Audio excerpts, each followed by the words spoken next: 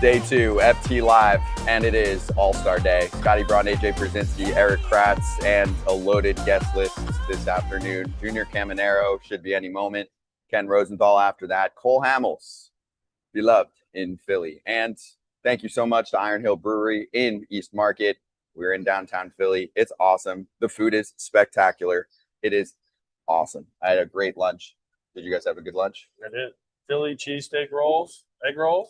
No slap. They were good. And then I had a poke bowl, which was delicious. Look at you. Poke bowl. Wow. Okay. Nice. Fish kick right now. Bushy.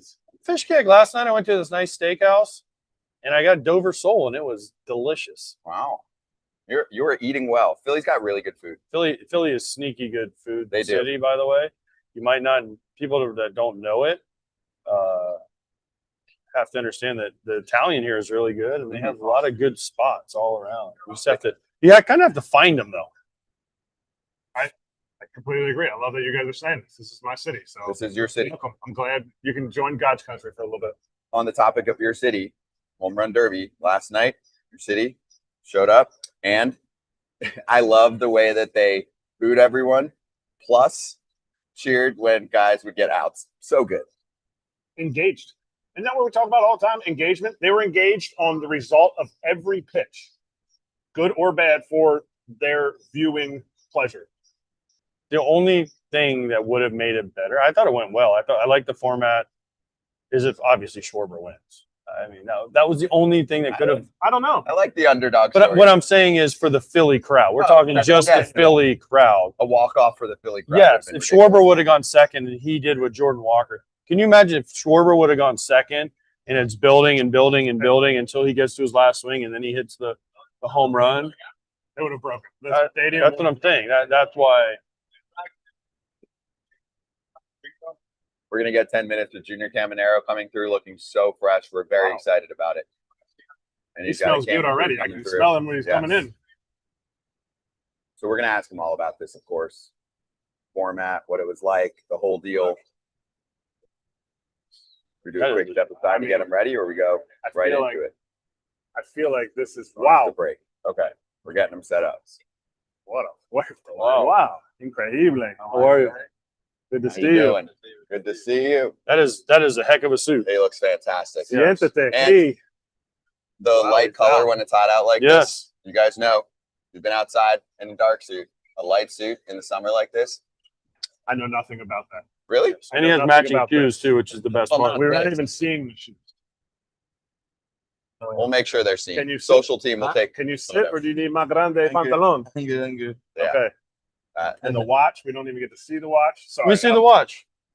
Oh, I have the same watch. I just got it last week. Aha! Great, give us everything. Let me see. Yeah, except I changed the band, but I have the same watch. How was last night? Good. Did you like the format? You've done both. Yeah, but it's a little bit different. Take you in mind. So, you know, you can like take a gator or something, you know. Now we just keep going to 20 swings. So You get tired? no, not that. Were you more tired with the timer or more tired with the 20 swings? I'm doing the timer. The timer? The timer. Because you got more swings? Yeah, more swing. And what did you think of Jordan Walker? Because you got to watch the finish there, and everyone in Philly is rooting for Schwarber, and then he just swoops in like an underdog. Yeah, Jordan, I saw yesterday. Big guy, strong guy, you know, it's amazing. Yesterday, they hit it like a couple straight, something like 5 in the last round. I think Schwarber did it yesterday, but Walker is unbelievable. So I'm very happy for him. Did you know Jordan Walker at all? Or was it the first time? First time, I see, yeah. Are you surprised at how big he is, and yet he's able to still make contact the way that he is? Like, Yeah. tall. Where He's tall. Yeah, he's tall, stronger, and I see like the swing is like a little bit slow, but when he throw the ball like putting the ball in the air, big chance going. You had the farthest one. Yeah, You had the farthest home run. Did you think that yours was going to be farther after you watched Wilson hit? Because Wilson went upper deck. You were like, did you think you could get one farther than him? No, just put him the ball in the air. I think we changed going. But yesterday, we short a little bit the last round. But it's part of the game. It's part of the, just have fun there, enjoy the time. Did you have fun? Yeah, 100%. Were you nervous? No chance. No nervous. Okay, okay. Not nervous, because we do it last year. So now we know. Last year a little bit nervous, but this year no. When the fans booed you, Oh no, when they were like, boo, you were like, no, okay. no, ¿Qué es esto? I know this is the Philly fans is like that. It's part of like that. It's amazing, When they make it boo, I say, wow, it's unbelievable. Es lo mismo. The same for Tampa Bay fans. Yeah. I don't know, Tampa Bay fans, no, probably no. They're not booing. Tampa Bay No. fans aren't booing you.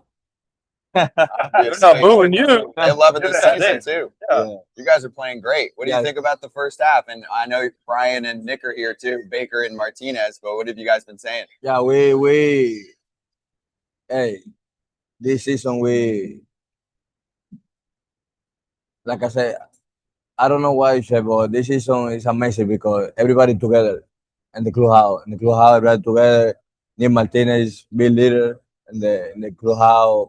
Ramos, McClanahan, it's unbelievable group now. Now it's the second half. The second half just continue like that, and let's see what we got in the end of the year. I think should be pass to the playoff. Qué diferente para lo mismo equipo, the same team. What's different from last year? Este año. I think for me it's different. Like everybody more together. Everybody.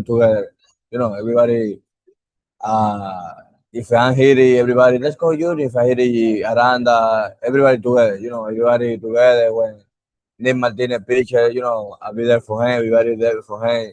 I think it's part of that. Who's the leader for the position players? Because you said McClanahan, Nick Martinez.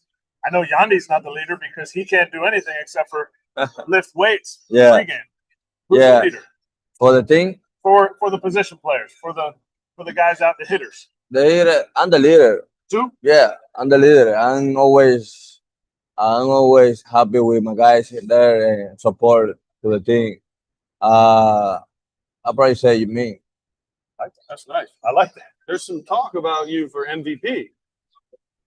MVP? MVP?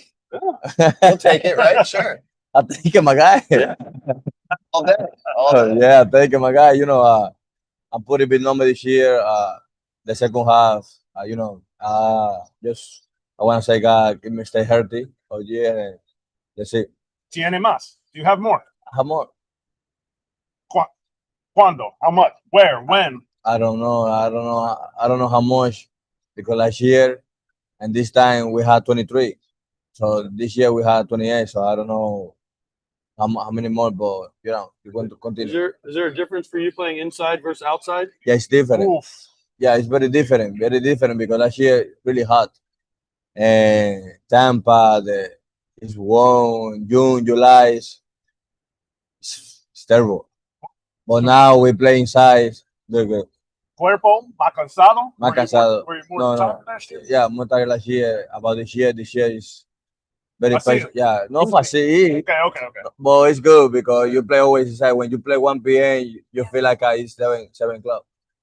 Their home record's great this Yeah. year. Yeah. And Right. so Yandy's here too, right? Yeah. So Yandy, Nick, Brian, Brian Baker. no Aranda? No. Okay. Are Here? you guys sad? No. I'm saying, like, I know he's not here, but are you sad because he's the one other guy, right? Yeah, Aranda. Yeah, Aranda is a great player. Aranda is an amazing guy. Outside the field too, he's an amazing player. He's pretty big number this year. So probably next year I want to be there. Why does he have so much more power this year? Who? Aranda. Aranda. Though he's using your bat. no, Aranda is always hit. Aranda is hit. Good hitter, He go hit it.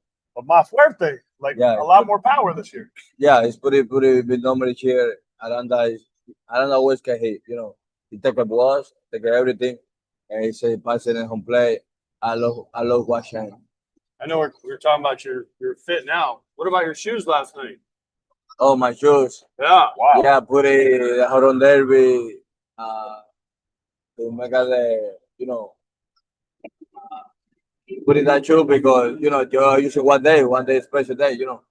You're gonna start doing it. You should tell Adidas to give you shoes every day, new shoes for whoever you're playing against. You say like versus the Yankees, versus the Red No, Sox. no. Fenway Park, Yankee Stadium, the Trout. No. I use it with maybe 2-3 shoes. Yeah, ¿cuántos ganchos? How many shoes do you go through in a whole season? Whole Because- season? yeah. A lot. ¿Cuántos? Really? ¿Cuántos? When I use it, Yeah. I use it like maybe 10. 10? So every Maybe two, we every had- 2 weeks? When we had to the road 4, to the road 3, Okay. at home 5. Depend. If I'm putting short pen, long pen, longer, depend. You're doing good, you switch. If you're doing bad, you switch. Actually, I'm if I see new glove or whatever, I'm taking whatever I see first. Okay. Okay. And the about the bat too. You know superstitious? You know that word? No, like No. En español, no, yo no sé. But anyway, I know what you say. I know Yeah, what you yeah, say. No. you go out. You go out and I don't think about it. Say, I'm here at home last night with that bat. No. I use another one. Wow. Do you ever use anybody else's bat? No, I don't like it. Only you and your. My guy. Hey, last one. Who are you most excited to talk to or hang out with besides your own teammates? Like, is there somebody where like, oh, I can't wait to, talk to this player on National League or American League when you're on the field to hang out? We talked to Soto. We talked to him. We talked to who else? Sanchez. Yep. Sanchez. We talked to Sanchez, my guy. We talked to a lot of players. A lot of superstars here. It's amazing. Really good time here. How about Ben Rice? Because he speaks Spanish. Yeah, Ben Rice. Es más fácil para hablando con gringos. Yeah, Ben Rice tried to. Oh my God. Tú, eh? Oh wow. Wow. Yeah, bate. Nice. We bring you everywhere. Oh wow. You're always with us. Oh, thank you, my guy. Yeah. Every time we go, we always have the junior. Now Scott lost the bat, so we had to replace it with a T. So Thank you, my guy. We're gonna get a new bat. we need a new bat. All right. I was superstitious, so I just kept it. Yeah. Well, like I said, Ben Rice, good guy. He's amazing. He talked yesterday Spanish a little bit. I say, my guy. Okay. But Spanish, yeah. What a blanco arroz. Who made your suit? This is the guy here. Junior Caminero Gentleman's Playbook. Yeah. Nice. The earrings, nice. The C13. I always use it. Do you wear those when you play? Yeah. Every day. I don't see. I didn't have that game in me to have that. I'm usually lucky all in my ring because I don't like tattoo. He's got to go. Right? Thank you for stopping by. It means a lot. Thank you. Appreciate that. Thank you. Watch it. Yeah. Thank you, Happy Junior. birthday. Thank you. Be right back. Ken Rosenthal Thank joining you, us. sir. Thank you.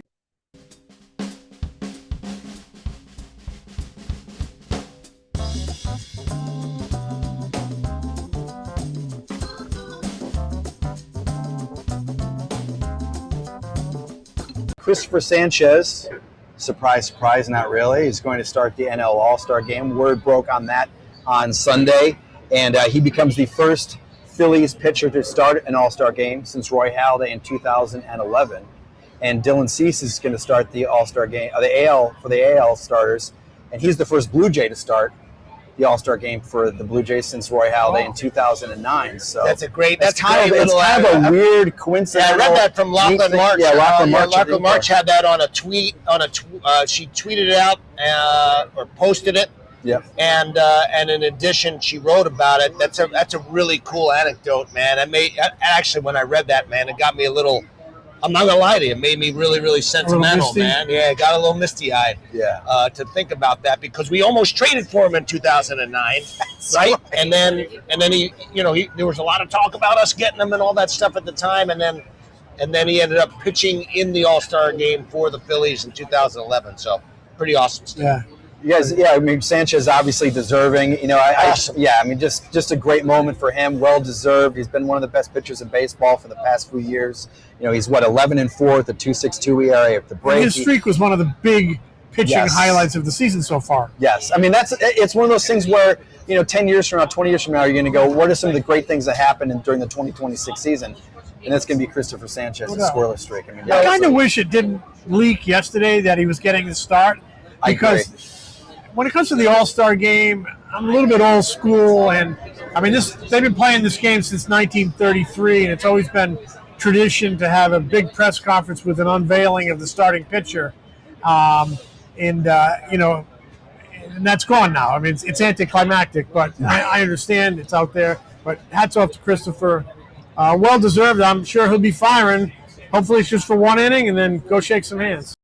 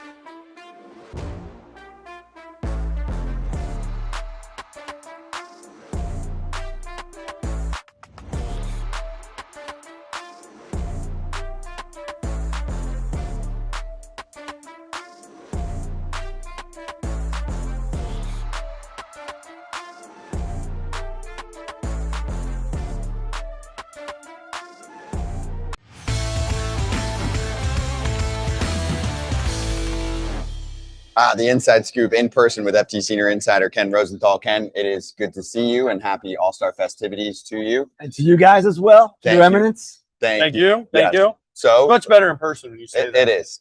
It's great to get a hug and a handshake. And what did you think of the Derby? First off, the new format and how everything played out for Jordan Walker to have his moment. I thought it worked out great.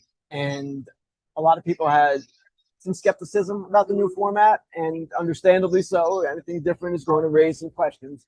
But it was great. The fan involvement, it's Philly, man. It was amazing. And to see Jordan Walker do what he did, knowing where he was a year ago, what that guy has accomplished, it's just one of the reasons we love the game so much.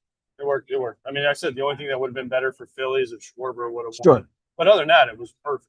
Yeah. The way the guys handled the booing from the Philly fans. Oh, it's hilarious. It was great. Wilson Contreras, Yeah. Jordan Walker, Junior Caminero was just here. It was great. No, I loved it. And I went to school here. I worked outside Philly a little bit, so I know the whole deal.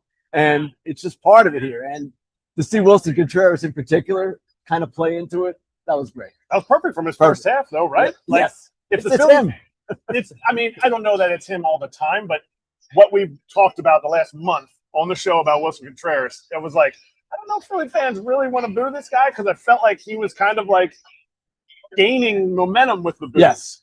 He is a passionate player, and he plays with a ton of fire. He gets a little carried away at times. We all know that. He knows that. But I like personality. He's got a big personality. When the BP thrower almost hit him, was there any chance that anyone? I was like, charge him out, because it was like his last swing, and the guy almost drilled him. I mean, it's his handpicked choice. Abe. I know, but it would You have been wouldn't awesome. think he's going to charge them out. It'd be but kind of awesome. It is Wilson Contreras. It would have been kind of awesome. I think he would have considered it if it wasn't like the pressure. That situation, he really needed the one more homer or whatever it was. So that's a little tough. It's like random time period. You do get the stoppage because there's no clock here. Right. Yeah. Which actually worked out okay. I know there were fewer home runs hit, but we couldn't follow it before. It was going boom, boom, boom, boom. So this was boom. Yeah, I was worried in the beginning, actually, with Contreras at bat. I think it was his last swing, and he took like 5 pitches. They start booing, and I texted these guys. I was like, "Is this going to be the thing where everybody's taking 3, 4, 5 pitches, especially towards the end?" But they didn't really do that.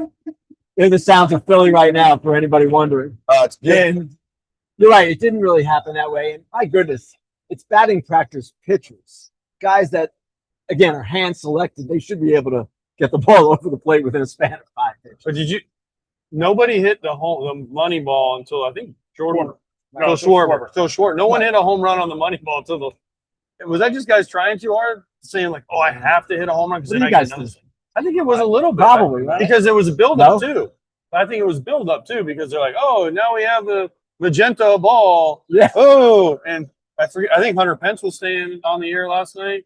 when he said, "Oh, it's plus it looks different." Yes. You're used to the white, and then Well, the pink. Could be part of it, right? Yeah, there's 100%. question. So it was interesting, though. I don't think they're sending magenta balls to guys to practice with. I heard that the last two guys took those magenta balls into the cage to practice with. Oh, Smart. nice. smart. That's Now, cool. It wasn't from Jordan Walker or Kyle Schwarber, but Now, I will Well- say this. When you see, oh, wow, 490 feet, 470 feet, well, they had a Super Bowl-like quality, the balls did. So No, Oh, they yeah. would never do that. Major Ken. League Baseball never did. No, they would Like never. those are the balls that they used with zero drag in June. Oh wait, no, that was because of oil.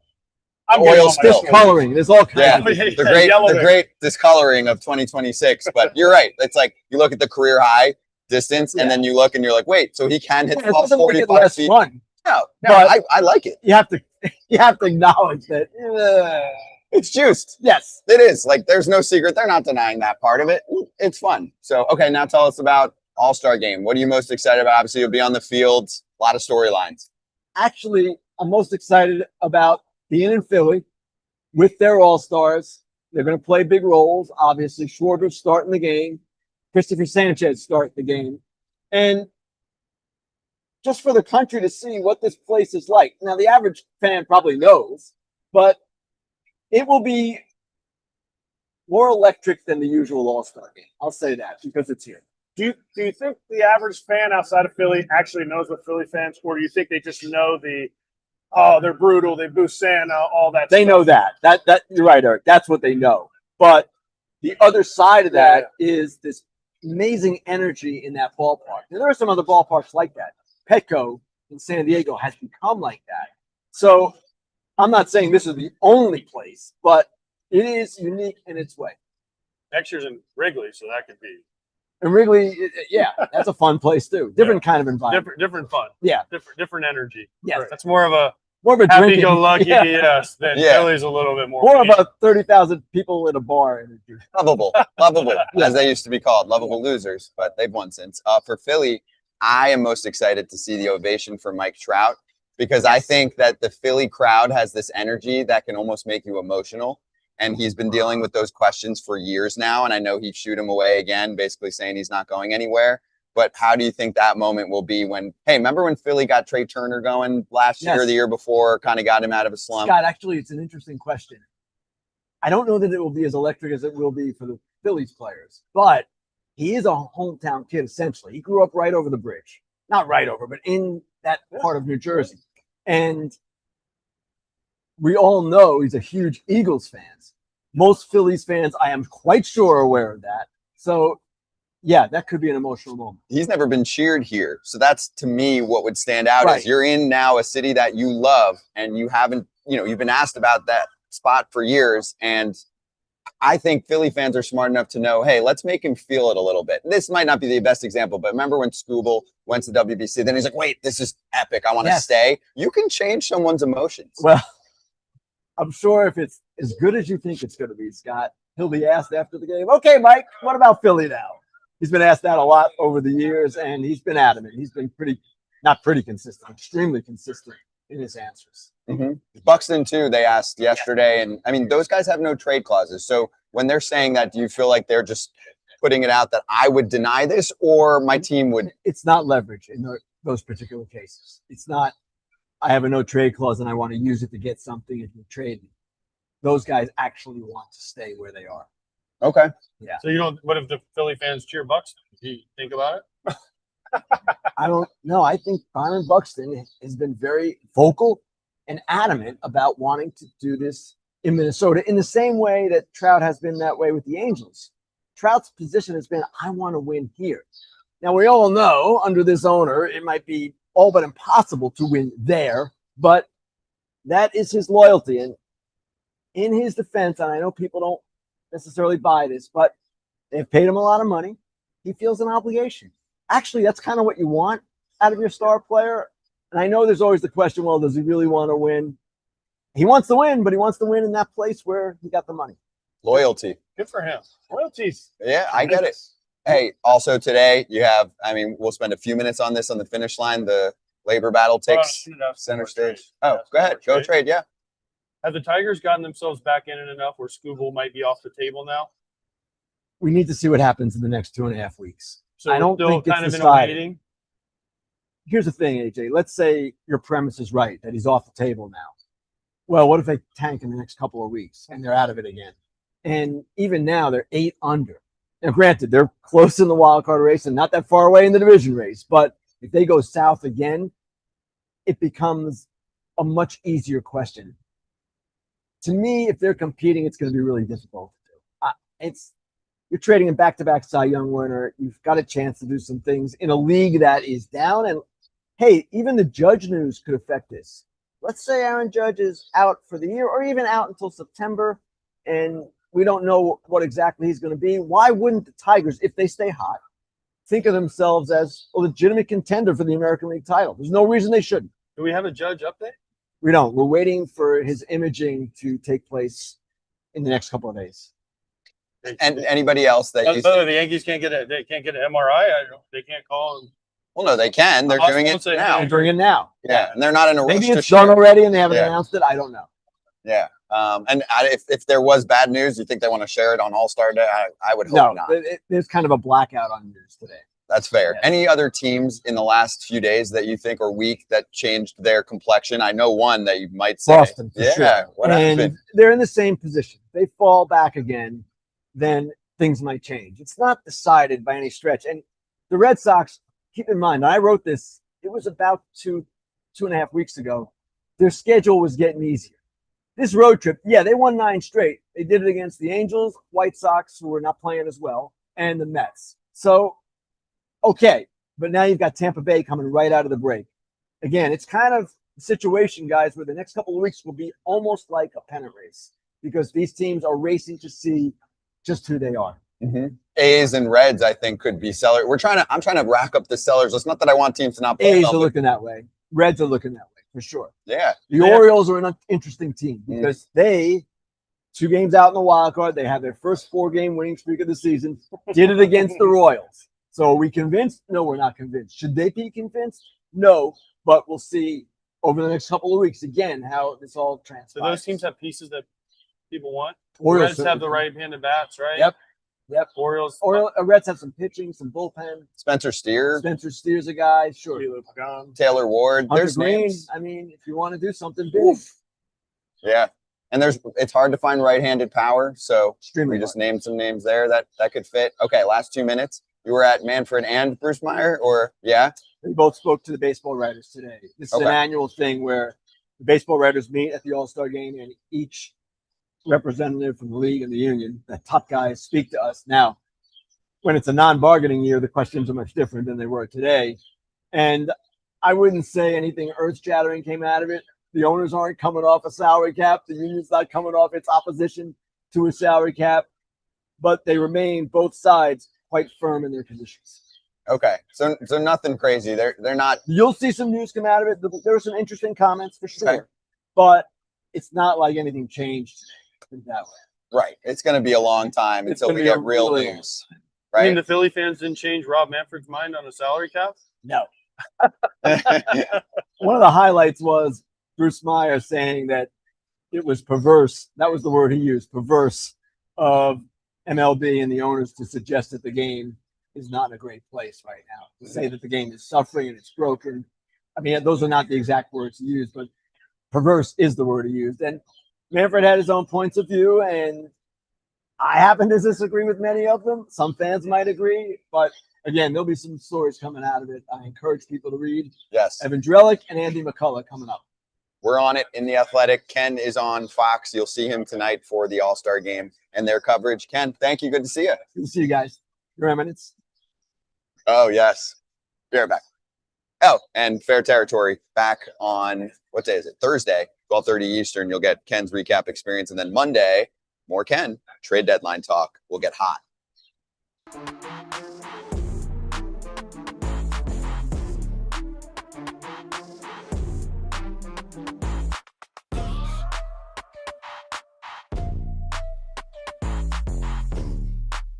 Many people have this problem. I want to eat healthy. I have the willpower. I don't have the time and the organization. I need help. What do you do? I mean, you go to Factor. I got two boys that are looking for the gains, and they always come in the house looking for food. Now they have actual healthy food that is great for them, and you know what? It's ready in the fridge for them to pop in and make it right away. And they have meals built around your goals. It could be weight loss, overall nutrition, gains, more protein, fresh, never frozen, over 100 rotating weekly meals, including globally inspired flavors like Mediterranean and Asian. I get all kinds of different salads from Factor that I love. Quick, easy. They can be ready in 2 minutes. Head to factormeals.com/foul50 off and use code FOUL50OFF to get 50% off and free daily greens per box with new subscription only while supplies last until 9/27/2026. We're going to try and talk later about all the media day and what everybody was saying there. But I didn't even get to ask Ken. When he did his Fox hit yesterday, he was like in the scrum of people, and I wanted to know what it was like for him. like game day style? Yes. Oh, I didn't see that. Because remember, we were trying to get Trisha and Michael on. Mhm. Well, when they went to Ken, he was in the middle of the sorry, just like media the scrum, not a fan just scrum. the people, yeah. Yes. And it just looked like a wall of people. Mm-hmm. I wanted to know what that was like. If you got claustrophobic or what? Yeah. He's Probably used not a lot to of it. breeze down in that, like in the pit. Mhm. He's used to it. The game has also changed. I'm saying the media scrum game. There used to be elbows flying. I mean, when you guys were playing, you probably saw it more, where cameras would come in and say it's playoffs or something, and it would get tight. It's a little more civil now. People were, the cameras would get mad at each other. You're in my shot, and like yell at each other. You're like, Right. It was awkward. You guys saw it, right? Yeah. But they wouldn't turn it on at that point, so it was never recorded. Yes. And then as soon as it was turned on, everybody's like, and then as soon as the light goes off, it was like, that guy. Or the best is there would be somebody doing a shot, and someone would just pop their head right in their shot. The camera guy, so not their reporter. So say the local Fox guy was sitting there and he was interviewing you, and then the CBS guy would just randomly pop or brighter. That's when they would lose it. Yes. Turf wars, local news. It's the good stuff. I'm Ron Burgundy.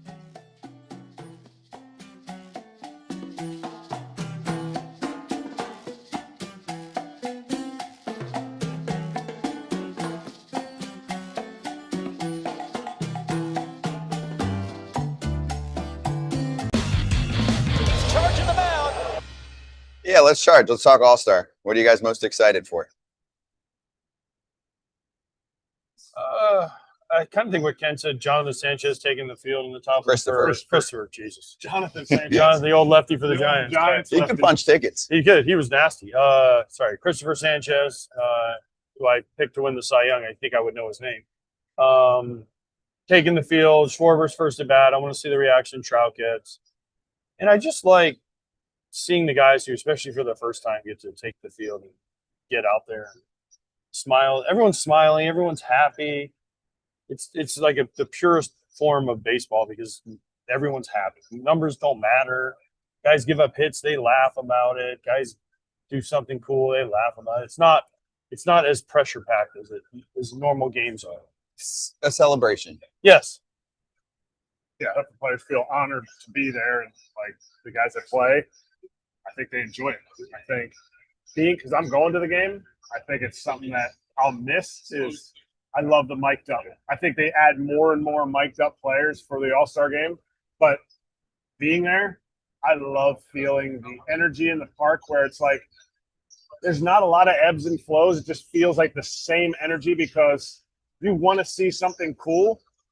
And on every play, you don't have really a rooting interest. You just want to see something cool. Like throw this ball as hard as you can. Hit this ball as far as you can. Shortstop. I remember Bobby Witt made a play the other year where he went in the hole and he just gunned it across the infield. Like that's the kind of stuff that I love about All-Star games. You don't have that disappointment, excitement as much. I guess we will with Philly fans, though. And we have Philly legends here, like Cole Hamels. He's about to join us, so we'll step aside and we'll get them all set up and ready to go live on FT.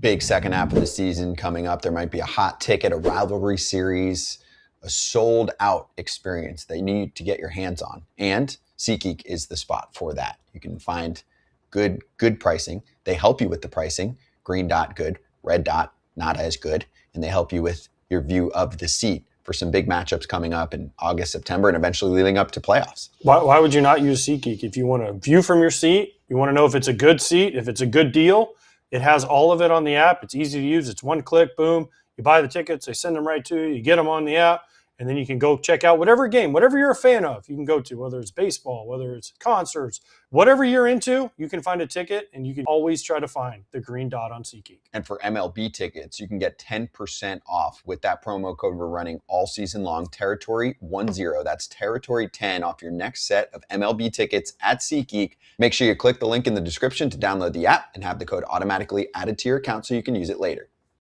Yeah, and everyone's saying, oh, the Nationals aren't trying to do things to combat this. Oh, that's not the tweet I was. Yeah, that is the tweet I was attempting to bring up. The Nationals designated Matt Crook for assignment following Friday night's loss. And you and me were both in the clubhouse there. He took it off the chin, an absolute professional. But the rotating carousel just continues for this Nationals bullpen. And for the fans, I don't want to hear this whole, oh, we're not trying. Oh, we just need someone to add to this bullpen. Paul DePony, Blake Butera, they're working with what they've got right now, and it just seems like nobody can have the stuff down there in the bullpen, like you said. The swing and miss stuff is just seems to be what they're missing. Is there anyone you think of at the deadline right now coming up that you're like, man, this is someone I want the Nationals to grab? Yeah, it's a great question. Honestly, the larger curiosity for me at this point is whether it's worth doing that, right? Like you find yourself one game under 500 in a loaded National League where the path to the postseason is really, really narrow. And I get they've been the best offense in baseball. There is still enough time to go on a run. But you get to the point in mid-July where the margins are so thin that you wonder, hey, is it worth going after I'm just throwing a name out there, like a Seth Halverson of the Rockies, who has a really nasty fastball, maybe a guy that you can fix or turn around, going after some of these guys with control who are going to cost some guys in your farm? Or is it worth saying, hey, let's be honest about where we're at right now? Let's be honest, even with how resilient they've been this year, they haven't been able to go on some sort of extended stretch where we win 10 of 11 or...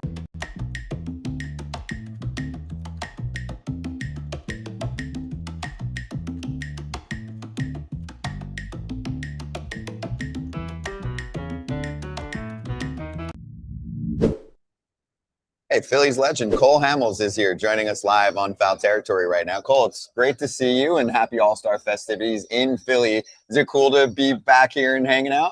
Oh, absolutely. I think, anytime you're able to come into the city for, sort of a playoff atmosphere, the All-Star break is special. The city just kind of absorbs it and takes it in. And it's been awesome. Been here for the last couple of days, seeing everything that's kind of transpired. And I've been to a few All-Star games. This has been something very, very special. The fans have turned up, the energy, so it's been great.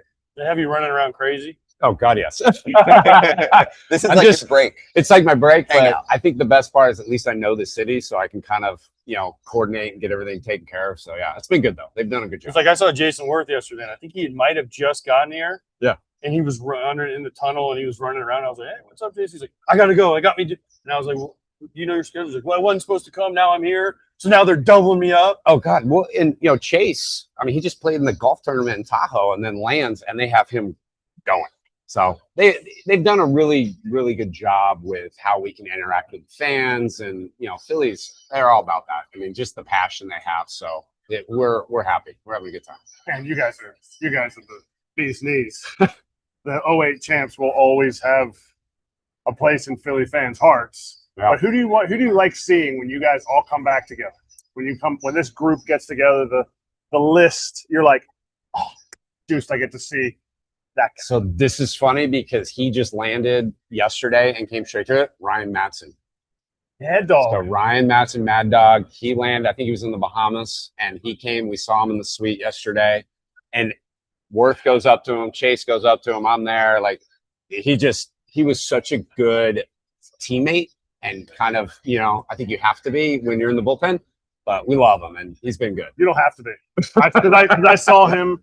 I saw him in 11 when he was kind of transitioning, and like Lidge was kind of transitioning to the 8th inning, and then it was going to be like Mad Dog the next year. Obviously, the contract stuff didn't work out. Pap came in.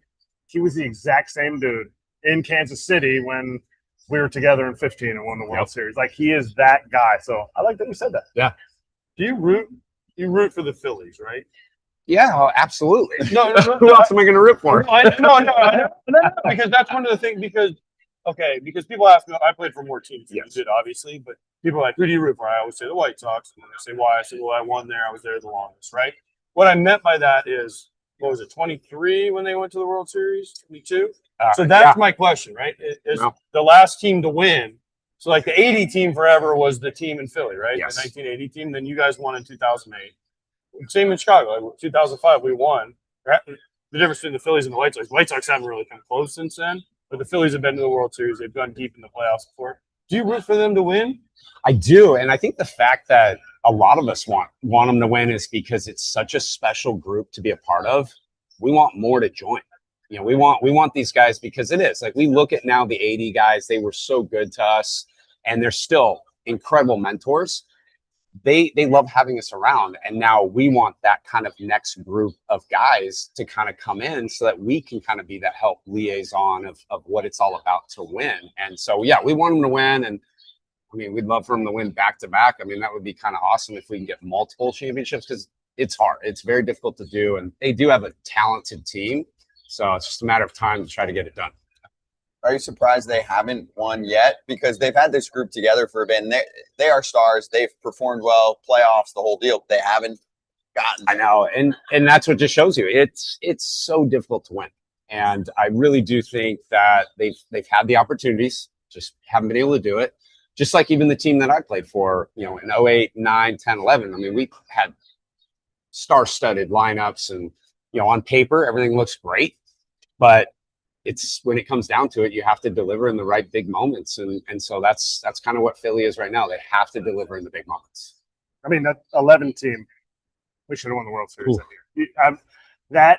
Do you ever look at that team with, for people who don't know, Roy Halladay, Cole Hamels, Roy Oswalt, Joe Blanton, Vance Worley, Cliff Lee, and Cliff Lee? I was like, Cliff Lee. You did. I was leaving the Vanimal, but you did. Yeah, I mean, he was before Cliff. Yeah, because everybody knows that Cliff was easily the worst of the whole team. Sure. So if he listens to this, he'll know. Or something. But do you look at that? Do you look at that team when you watch other teams that are doing super well now and go, I feel where they're at. Like I feel where, like they were really close, but I understand.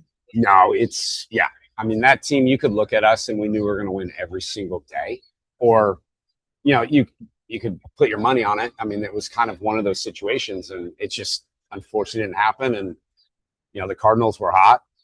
Chris Carpenter is pretty damn good too. So you know, it's just kind of, you have to look how they matched up, and now, yeah, you look at teams now, and it's matchups and delivering in the big moments. I mean, sometimes you have those stars that don't know they're stars yet, and they deliver in the big moment. They make a name for themselves, and you start talking about them. What happened with the league not realizing Zack Wheeler was a star, an all-star? And then, like, give us your take, because there's a lot of, oh, well, he should have just said okay whenever they asked him. I mean, you can speak to being in someone's shoes like that, where you get the last-minute ask. Like, where do you stand on this? Well, and yeah, I 100% agree with Zack. It's something where you don't want to be that fifth option. And I understand what he's been able to do and accomplish, especially after that surgery.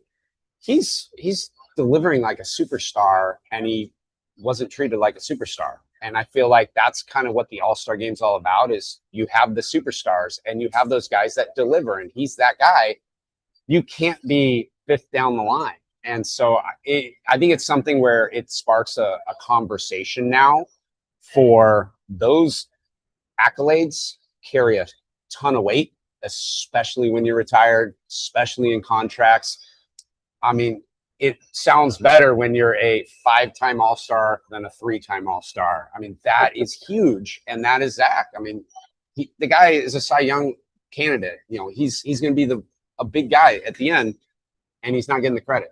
Yeah, and also once every, 20, 30, 40, 50 years sometimes for teams to have all-star games. And you had a layup, low 2 ERA, player that's going to be a Hall of Famer. All like it's everything happening all at once. Also, I know you saw like the Phillies were off to a terrible start.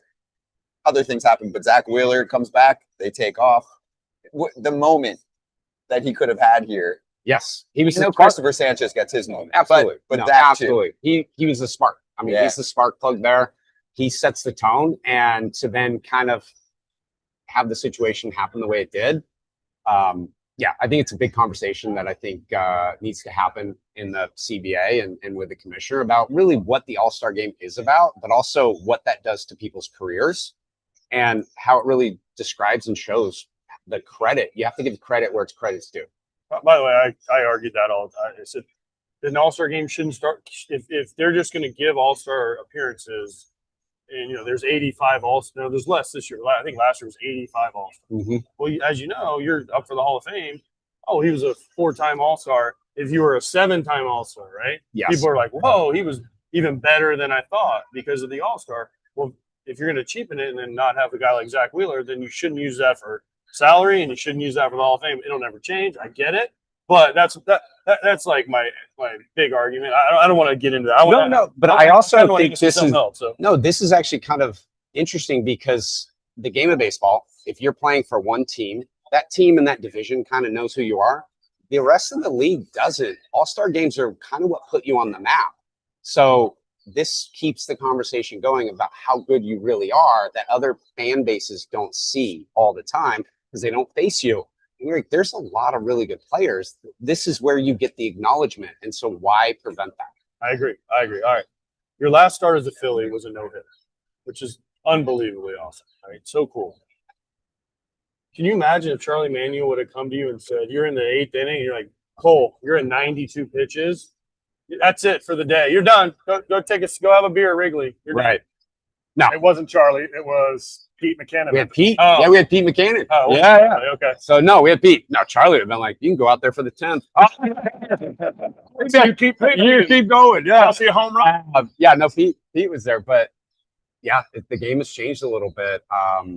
Yeah, I think it's a lot where pitchers need to really learn how to have beneficial conversations with the pitching coach, with the manager, with the analytics about these numbers that are coming up in the 6th, 7th inning. Like, no, I'm pacing myself. Like, they have to be upfront a little bit more going, no, I've got this strategy right now. Let me do it. I still have more in the tank, but I don't need to expose it yet. They have to have more conversation because I think that was something I learned is if Charlie came out, I'm like, no, Charlie, I've still got something. Let me go batter by bat. Let's work towards something. You can trust me, not the whole I'm going to finish what I started and then you're hanging. You have to learn how to communicate. And this is a guy now, like, we are definitely in the era of don't pitch a lot. There's a lot of 32s and 33s all the way down this list. You made your starts. Yep. Did you make your starts because you went first inning, hunch, best breaking ball of the game, punch out? Or did you make all those starts because you were able to do what you said you did? Yeah, no, I'm pacing myself. My whole goal was give me close to 110 pitches and we're going to work down, but I'm going 9 innings. And that was the bullpen knew it. And it was, if I wasn't throwing first pitch strikes, I don't need to throw 95 mile an hour first pitch strike. I could throw 91 down and away, or I'm going up and in. I'm still trying to figure it out. I can throw 0-0 curveballs, something where I could pace and wasn't as stressful because I'm trying to build towards the whole game, not just blow it out in the first. Guys feel strategic pressure from coaching staffs and really front offices to go all out right away and just give me your best 5 or 6 or whatever. Some guys have been able to overcome that and go deeper into outings. But I know you mentioned it's a conversation. How do you foundationally change all of that or revert it back when they're saying, no, our percentage chance of winning is better because we might get one more punch out in the first inning and instead of a home run? It starts to play a percentages game. That's what they're putting in their computer. I think that the importance is spring training. I think spring training is where you set the tone, where you're talking about, where you're working things. I mean, Erik knows I didn't throw 90 miles an hour in my first spring training game. I was like 85, 86. I was just a slow buildup. And I wanted to peak in the middle of the season, and I wanted to finish strong. I mean, I want to post my 34 starts, plus I tried to prepare for at least 4 to 5 starts in the postseason. My whole training regimen in the offseason and in spring training alone was to play until November 1st. And that was what I did. And I learned a lot from Roy Halladay because that was his mentality too. The whole team was that way. I mean, when I got to Philly in 11, the whole team didn't matter if you were a rookie or a 15-year vet. It was like, everything else just is out the window. We're playing into November 1st. Yep. And I mean, I saw it in the pitching staff. I saw it in everything. That's what's so weird about 12, and that's what brings me to my 2012 Cole Hamels story. We were in LA. Do you remember you probably don't remember a conversation with me. LA looked like they were one of the teams that was going to trade for you. Yes. Yeah, they were. And you and I were sitting in the dugout, and you looked around, and you were like, somebody from Southern California, and you were like, I just don't know if I could play at a place with this type of energy. Obviously, 12, we were kind of, we're out of it. Are we out of it? All that stuff. So it's a trade deadline coming up. Then you signed your extension. Yep. How long did that decision weigh on you? And how hard was that decision once the team offered you the extension? If not, you're getting traded and your career would have been completely different. Oh my gosh. Yeah. That was those 2 weeks kind of going into the All-Star break and then going into the trade deadline. July, it was shaky because Philly was all I know. I've had an incredible career here. I wasn't ready to give that up because the intensity of the fans, I mean, the NL East, that is a fun division. I mean, the cities they're going to, the type of competition. I do love California. I enjoy it. It's a great place to play. But I was still hooked on this division, this team, this city. And I still had hope. I mean, I still had hope of what we were doing. The pitching staff was still Halladay, Lee, myself. We still had Chase, Ryan, Jimmy. I mean, we still had, Pence. We had the superstars. Booch was still there. I'm like, we can still go. We can still do this. And yeah, so once the team offered me the contract that I felt was, fair and what I wanted, it was a no-brainer. I was like, yeah, done. Let's get it done. One of the things in the chat that the people were asking was, what were you like as a starter on your start day? And I'm not going to lead the witness. I'm going to let you say how you think you were, and then I'll tell you exactly how you were. That's perfect. From a catcher's point of view, I love it. I tried to come in and be just more laid back, but I had a schedule. And my schedule on the clock, I knew where I was going to be when it hit 05. I knew where I was going to be at 30 mark, 55. Like, I had this schedule when I came in. I'm over here. I have to do this. It was like checkpoints. And I just needed to get my check. And then I would go out there, and I did. I went out there, I think, at the same exact time on the dot. If it was a 7:05 game, if it was a 1:05 game, I had this sort of routine, and I stuck to it. It was very methodical. But the part that I always tell people, because they're like, we've already said the staff. Roy Halladay was in the video room, so intense, all this stuff, blah, blah. He had his. Cliff was like, whatever. He's like, I'm just going to throw strikes, probably a cutter. I think we were playing cards sometimes, like 10 minutes before the game. I'm like, Cliff, did you warm up? Yeah, and he'd get out there and he'd go, he'd do his like, whatever pitchers do thing. And Cole would always come in. He'd go, exactly like he said, very relaxed. He'd go, I don't really want to talk about the lineup. Like, we know these guys. It's a division opponent. And then he'd go, he'd be on the table when I'd come and ask him. He'd be on the training table getting stretched. And I go, okay. And I'm walking out the door. And he'd go, hey, just remember Ruggiano can't hit a changeup. And then, or we're playing the Braves. He's like, hey, just remember, Chipper's always looking for that backdoor cutter. Oh, God, yeah. And then by the time he's done his stretching, we've gone through all 9 guys in the lineup, including just throwing them out there, Tim Hudson. But the start, he would always say, we know these guys. I don't really want to go over them. And it was like almost like his cool California way of being like, I'm intense. But as he would go through it, you would get more and more locked in, and you would get so pissed off. At the catcher if we didn't get the sign in time. Yep. I was about to say, I'm big on signs. And now punch buttons in. But, I had a series of signs that worked pretty much my whole career. the numbers meant different pitches and locations. And, still and I remember. was like, hey, do you have these down? Because if we cross up, I'm throwing it to that location. Better not be jumping over Do you still here. remember 'em? I do. Yeah. His were exactly opposite of what when a sign. Wait, share them. Yeah. I mean, I'm not playing anymore. yeah, So, hey, I want to hear it. nobody uses them, but 1, curveball. Okay. 2, inside fastball. Oh my God, am I forgetting one? No, 3 was your changeup. 3 was change. Yep. 4, cutter. 5, like a wiggle, just to distract. Yeah, then we have that. So yeah. And we just kind of bounce it back and forth. I mean, and we just go. And it was sometimes we would talk about it where it'd be either first sign or second sign. It's just like, so put them all down, but I'm looking at the second sign. And yeah, it's just as long as we had that straight. Nobody ever felt. Maybe somebody will come out and be like, "Yeah, we had your sign." Yeah. Let's put it this way: the sign it didn't hit it very well. Roy Halladay would then pitch the next day, and his signs with a runner on second were the exact opposite. Ooh. So I'm sitting there like, I hope the first guy doesn't get on second base, and it's a first pitch double, and I'm like, okay, I was just catching the pole. Where's Chooch? I don't want to be out here. But Yeah, you got to remember the playbook. Yeah. Did anybody disrupt your day ever where you have everything timed out? And 95% of people around you know don't mess with the starter, but something happens, some delay, and then you're like, the schedule is screwed today. I don't know. I think anytime we got in the playoffs, the playoffs, they're set on their sort of routine. And, you have the flag, got cops, ambulances, stuff. They kind of set the schedule, and it was always a couple minutes different than my variation. Mm-hmm. And so you kind of get out. I didn't like to just hang out in the outfield. I wanted to do something. We would kind of talk a little bit, but then it was like, all right, now I got to play catch. Now we got to warm up. Now we've got to do this, and I've got to be in the dugout at this time.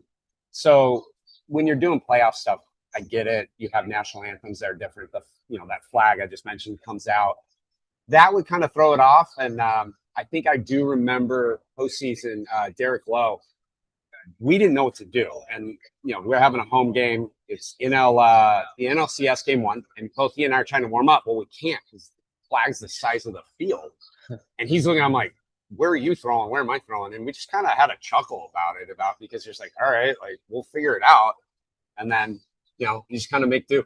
all right, I got 2 more. We have time. Yep, go. The cops just went by. First, tell me about after you guys won in 2008, the cops taking you to Brett Meyer's house. Or were you already there? No, yeah. So we ended up going to Burrell's. Burrell had the party. So he was down here in Rittenhouse Square. Half the streets are closed off because it's all fans. So you have no route to get anywhere. And so finally cops are the ones that have to kind of route us. But at first they're like, no, you can't go there. And then they see us. They're like, where are you going? And we're like, we've got a party here. They're like, oh, we've got you. We'll take you. Then we get to Burrell's house for this party. We've got no food and no booze. Within like 10 minutes, cops come up and they have all of it for us. Wow. And it was, that's right. Full city, man. They love you. The passion. And so then we're having a great team party and, typical rule. They're like, just don't drive home. We're like, nope, we're good. So then fast forward a year. Yep. You didn't have quite the same reception, season, all that stuff, but you guys are back in the World Series. Can you tell us the police escort that you got after you came out of the start? And I think it was Kopenbarger came up to you and told you the news that I was having a kid. Right after the start. Yeah, gonna have a kid right in the middle of the game, and it was the NLDS game 1 against the Rockies.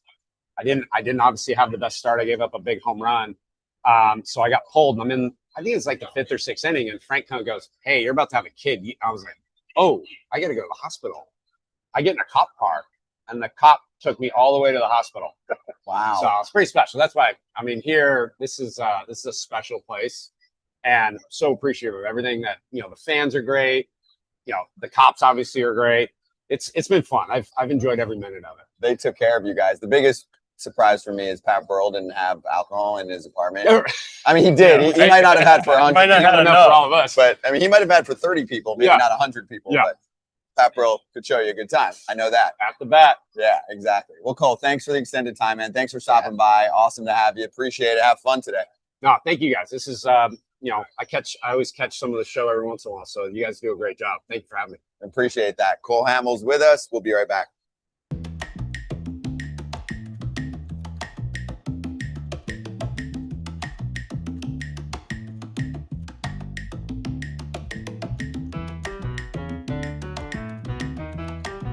I assume most of you guys have watched it or at least seen the interview. If you haven't, go watch the interview he did with Daniela Bruce. It was really good, and it reflects on who Valencia is, what everyone says about him. This is one of the most popular players in the organization. I mean, everyone who came up with him in the minor leagues loves this guy for that exact enthusiasm and positive spirit he carries. That's something you kind of have to carry to take the longer journey to the major leagues like he did. So a truly rewarding moment, very cool to witness.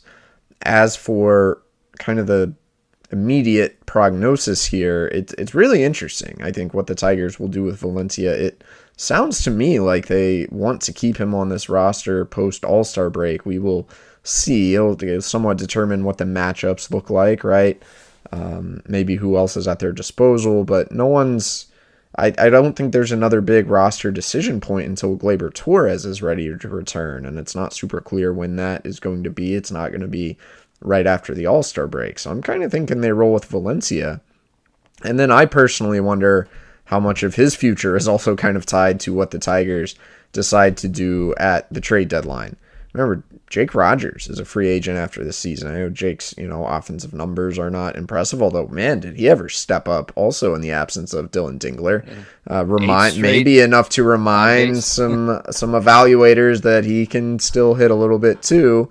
So if the Tigers are out of it and they were to move Jake, Valencia is obviously kind of the guy I think who's going to get that playing time.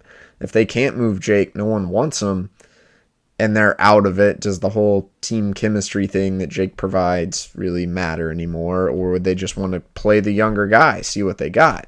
Now, if the Tigers are in it, I think they would keep Jake Rogers for the dependable defense, the leadership that he provides, the stability behind the scenes. And so then it's like, okay, well, Valencia is not going to catch much. He's capable of playing first, but he's not really going to play first hardly at all.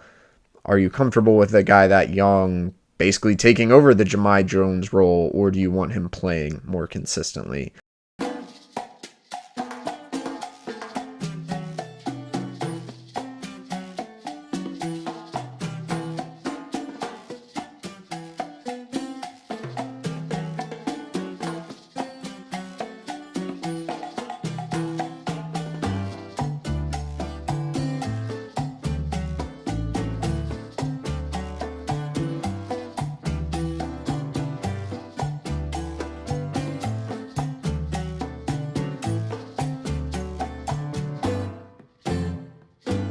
Yeah, that's what he said. That's what he said. That's what he said. That's what he said. We've had reporters on the scene for Media Day, and that includes a conversation with Mike Trout. Trisha Whitaker and Alana Rizzo have been all around Philadelphia talking to the players. So let's start with Mike Trout, who was asked about, it's like, how could a fan take down Jacob Mizorowski? And Mike Trout had an idea. Make contact, foul ball? I don't know. I mean, you would have to think they would get lucky. I'm saying minimum 100. Brandon Marsh said 1,000. Hey. Don't you think that's the next thing the All-Star game should do, just to make look what you guys do even more than impressive? Just pull some random fan out of the stand. I mean, it'd be interesting. It's a great idea. It'd be great. Yeah, it'd be interesting for sure. Just make contact? It was just make contact, not get a hit. So it could go foul, like you were saying? Okay.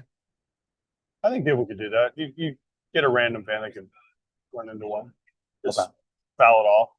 Getting a hit, like actually putting a ball in play, that is the ability to get a hit would be almost impossible. It has to be a two-way street. If like Miz is just out there just throwing like 92, 93 baseballs by people, somebody would get it. If it's like Miz, if you give up any kind of contact, he loses something and the fan gains something. Zero.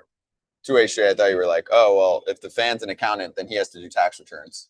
No. But These are the best in the world, and The Miz is one of the best in the world. Mm-hmm. But it always creates that debate where, it's the hardest thing to do is hit a big league pitch. Yeah. Anyone can make a basket at some point. Although, if you're being guarded by the best defender in basketball, can you get a point off him? Probably not, honestly. No. I remember the old MJ stories where I think it was MJ played Ozzie Guillen and Joey Cora at the same time, and they scored a couple baskets on They him. did score on him? Yeah, because it was 2-on-1. I know, but still. And then they talked a little, imagine Ozzie talking a little trash, and then he's like, okay, and then it was like, they scored like 15, ran off.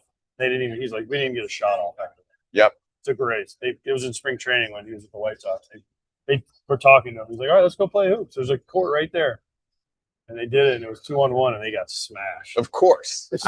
I would imagine. I think there's a lot of things in sports like that Yeah. I love that was asked to Trout, because there's a lot of things I think people get a false sense, like Federer. People are like, oh, I could return one of Federer serves. No. I think so. No, you can't. Like, I think especially in the social media age, because you have contact, you have ways of like connecting with players, that they think, oh, well, he's just like me.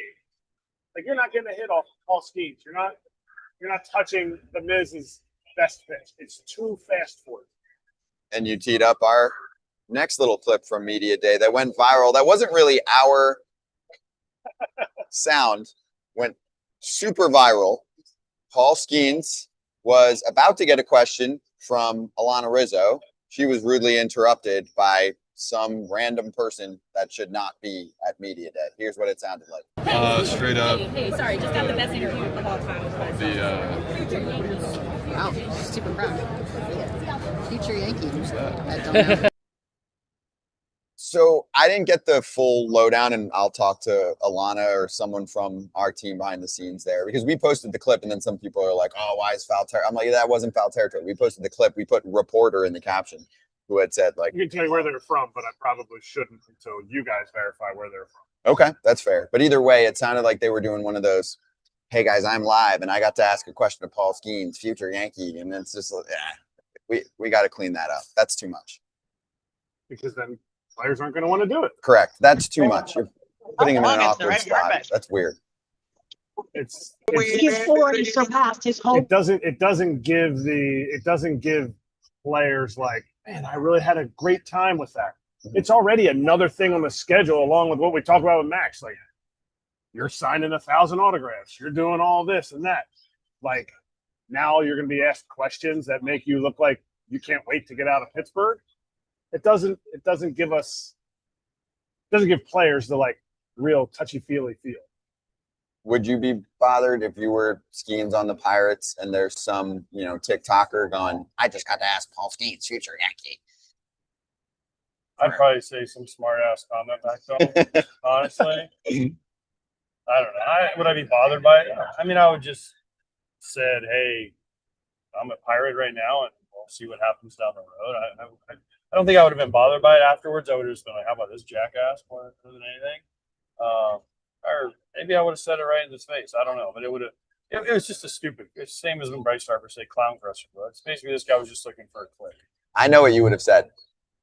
I guess they give anyone a credential these days. True, that's true. I feel like that would have been such an AJ line. True.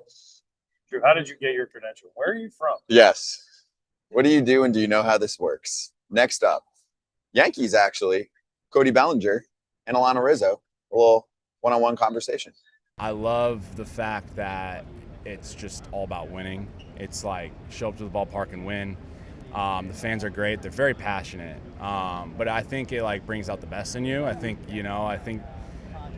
I just love everything about it. And, Dad played, and he's got a few rings with them, and that's the end goal for me. So I really love it, and the locker room and the clubhouse culture is great.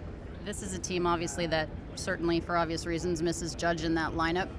How do you maintain the position and continuing to push to get into that postseason without him? It's been hard. I think, I think all of us understand, like, you can't just put it all on one player. Like, he is the best player in the game, like, hitter, So losing that bat definitely hurts, and losing his presence in the locker room, his presence in the lineup. I mean, he's in the locker room, but losing his presence in the lineup, and it's up to us we got to play better. We got to step up to the plate and understand that we got to pick it up while he's gone. Schlittler, front runner for the AL Cy Young Award. What has he done that's really impressed you? I think for me, the same thing as Ben. I think these guys are so knowledgeable. Like, I remember coming up and I was like, just swinging, but these guys are smart. They have a plan. They know what they want to do, and obviously the stuff is electric, but the brains, they got good brains. Last for me, what's been the part of your game that you're the most proud of since when I did your first MLB interview 100 years ago to today sitting here as an All-Star again? What am I most proud of my game? I would say the resilience. Okay, why? Got punched in the face a little bit, but you just got to punch back, and that's what I did. That was awesome. Alana, first of all, I didn't realize that, but of course should know. She was the first person to interview him when he made the big leagues, Cody Bellinger. He has gotten punched in the face, AJ. He has a couple times. Remember, he hurt his shoulder. Dodgers got rid of him. Then he went to the Cubs. People were like, "Oh, he's done." And then he goes to the Yankees and has a great year. Signs a nice contract, and he's having another good.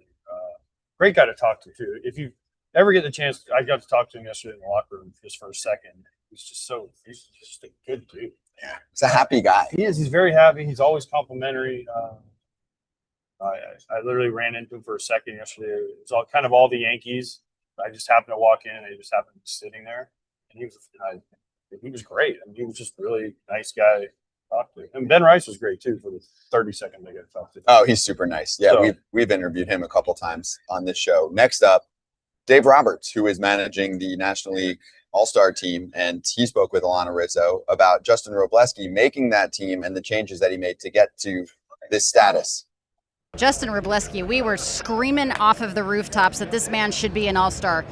10-2, sub ERA or sub 3 ERA. He gets in. Needed a couple of things to go his way, but he got in. What's made him so special? I feel like he's the unmentioned ace of the staff almost. That's fair.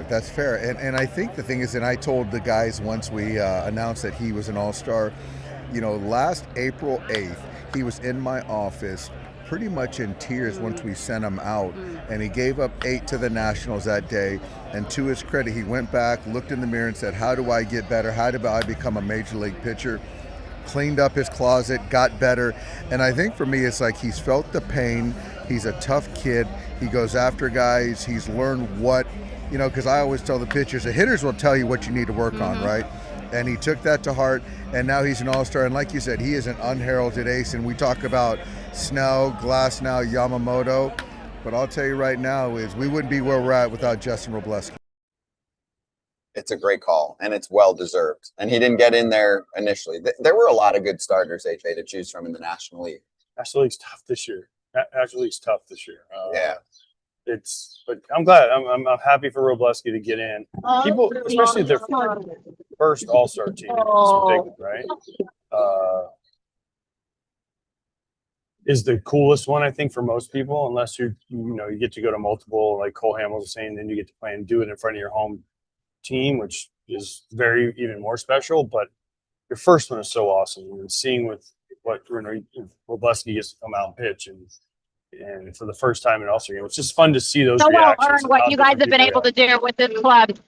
All right, next up, let's get to Alana talking to Oli Marmol about Jordan Walker and who he is outside of his game. We got to get him on at some point too, but here's Oli.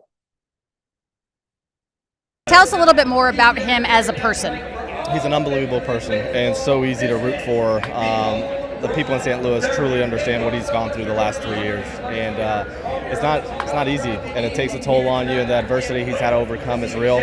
So to have this moment and to see him actually enjoying this and taking it in is pretty special. It's funny that you say that because not everybody remembers the path and the hiccups, unless they're haters, let's be honest. But nothing is a linear path to get back here. How do you think that molded him? I mean, he's an All-Star now.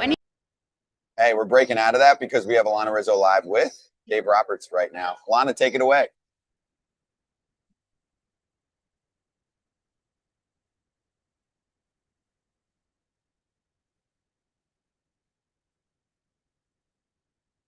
You're, in my opinion, on the way to Cooperstown. What are you most proud of?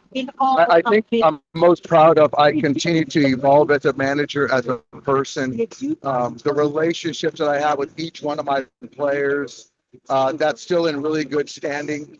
And I feel honestly, I'm getting better. I think I'm growing as a person. That's probably the thing I'm most proud of. What are you most proud of? You're behind him every step of the way, the backbone to what is Dave Roberts. You keep everything together. That's what the wives do. They keep everything together. What are you most proud of? I mean, first, I'm proud of him. I think what he's done is incredible. I think on just a personal note, I'm proud that we were able to raise our kids and get them through middle school and high school and do all that while he was doing this job. And there have been times when it was not easy, and they're both kind of blown the nest now, so that feels like a win. Yeah, I appreciate you guys very much. Congratulations. Enjoy this. Thanks, Alana. Bye, guys. That was great. Thank you, Alana. Yes, I see you. Nice smile. Back to us for a moment. There's Alana live on the scene. Red carpet is going on right now. So at any time that something's going on with the show over the next half hour, if Alana can grab someone for us, then we will try and go out there. But cool to get the fams too, right? I mean, I'd never even seen who Dave Roberts' wife was. I mean, I'm sure she's been at other red carpets or whatever, but for her to get a word in on how proud she is of everything that he has done. Also, I mean, you know this, AJ, especially nowadays, manager job. It's a lot of hours, it's a lot of media, it's a lot of psychology. Sure, it's the Dodgers, awesome, but superstars, managing, playing time, egos, all that. Yeah, and Dave Roberts handles this better probably than Thank you. You set? You good? First of all, the fit is unbelievable. Who outfitted you today? Tell us a little bit more about the style. Yes, Dwayne Johnson. Like the Rock, Dwayne Johnson? All-Star game. Dwayne and Johnson. No, Dwayne and Johnson. Okay. Yeah, just good design inside. Got the mouth color, top and bottom, the watch, belt, and the shoes. Now, you were sporting this yesterday in BP. Aren't you ever worried it's going to fall off?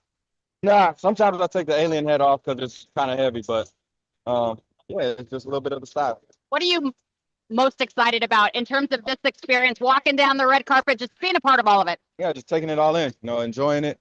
I'm excited to play the game actually too. It's baseball, it's going to be electric, and hopefully we get a win. Speak a little bit more about that. You're excited to play the game. Oftentimes, guys don't talk about the game itself. What are you most looking forward to? Yeah, the game is going to be fun. There's a lot of talent out there. The best players in the game are all in one spot, so it's going to be fun. And you're one of them. Thank you, CJ. Appreciate it. All right, quick break there to Alana as she caught CJ Abrams live. Damn, he's having a year. Yes, he figured it out. Him and James Wood are really good. Yeah. The Nationals lineup is good. They can just get any pitching, any relief pitching, really. Their starter, because Foster Griffin's here as an all-star, but the relievers are where the big problem has been. Their bullpen's on pace to be the worst bullpen with blown saves of all time. Yes. We were talking to Kevin Franzen the other day, and he gave us a stat about their bullpen. 91 runs given up after the eighth inning. The next closest is 65. Wow. That is a lot of runs in 2 innings that one team's giving up. You guys have been part of plenty of games where you lose late, but imagine if it's like every other game and your team is kind of good and you're going, damn, we have the offense. We kind of have the starting pitching, but this is the potentially worst bullpen clutchness-wise ever. There's nothing more demoralizing, and this is what separates good closers from bad closers, basically. Can they bounce back when they blow? There's nothing more demoralizing than 24 guys play great for 8.5 innings, and you get to the ninth, and the guy gives up the home run. There is nothing. There's not even a word. You look at the closer, especially as a catcher, you're like, get him tomorrow, man. Like, what? There's no words, and then the great closers just bounce back from it and are ready to go the next day. But that's the one position on the field where that's why when people say the last 3 outs is different, it's that because everyone is looking at it. When you blow it, you let down the whole team. Sounds like we might have Alana again. Let's go back. Cardinals baseball, emphasizing fundamentals. Oh, we have Trisha. All right, Jake, tell us about what you're wearing. How did you choose your outfit? It was a gift from Olsen, so a little rookie gift from him, and just try to something simple, nice suit, and then I got some Jordans on as well. So I guess that's a little flash I have, but not too flashy of a guy. But a gift, that's nice. How did that come about? Just something to help a young guy coming into the league, and obviously it's cool to share this moment with him. What are you most excited about today for the All-Star game? I mean, I think just being on the same field with that amount of talent is going to be pretty special. So I know this place is going to go nuts when Sanchez walks out on the mound. So I think I'm just going to take that all in. It's going to be a sweet experience. Anybody's brain in particular you're going to pick on that roster? I mean, I just think getting to know everyone. We had a little powwow the other day with Dave Roberts and a bunch of guys, Webby. I mean, everyone in that locker room, Harper, all of them, they've all been awesome people, and you try to learn a little bit from each of them. But I mean, just kind of getting to know them has been pretty cool. Greg, enjoy it. Thank you so much for the time. Thank you. All right. Thank you, Trisha. Awesome. We got Trisha and Alana Rizzo, Trisha Whitaker and Alana Rizzo working the red carpet for us. And Drake Baldwin told us last night, I promise I'll come on. He did. It counts. Yeah, I really want a little bit more time, but no, he's good. He's a good kid. And we're going to try and get him in the second half. Yeah, I told him I want to hear about all of this. Be right back.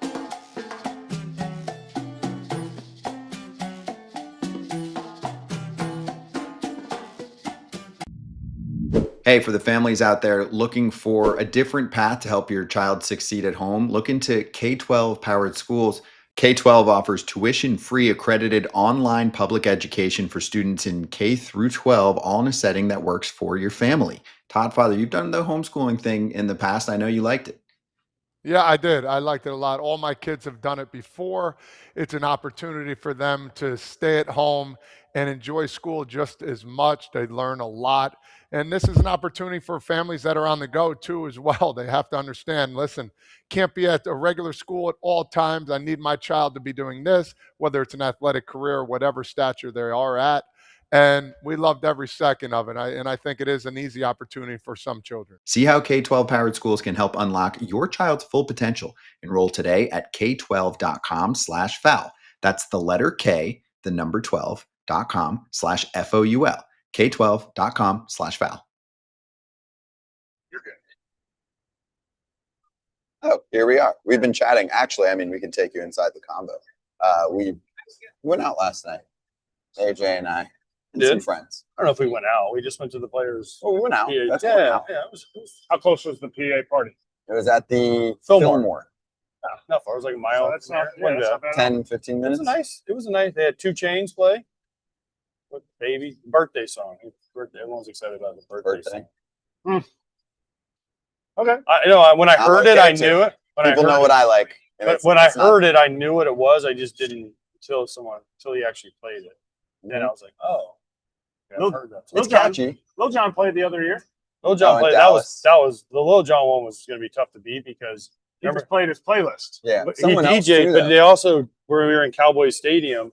Remember they lowered the scoreboard down behind him, so he had basically the stage. Literally on the field. You can't beat that party that year.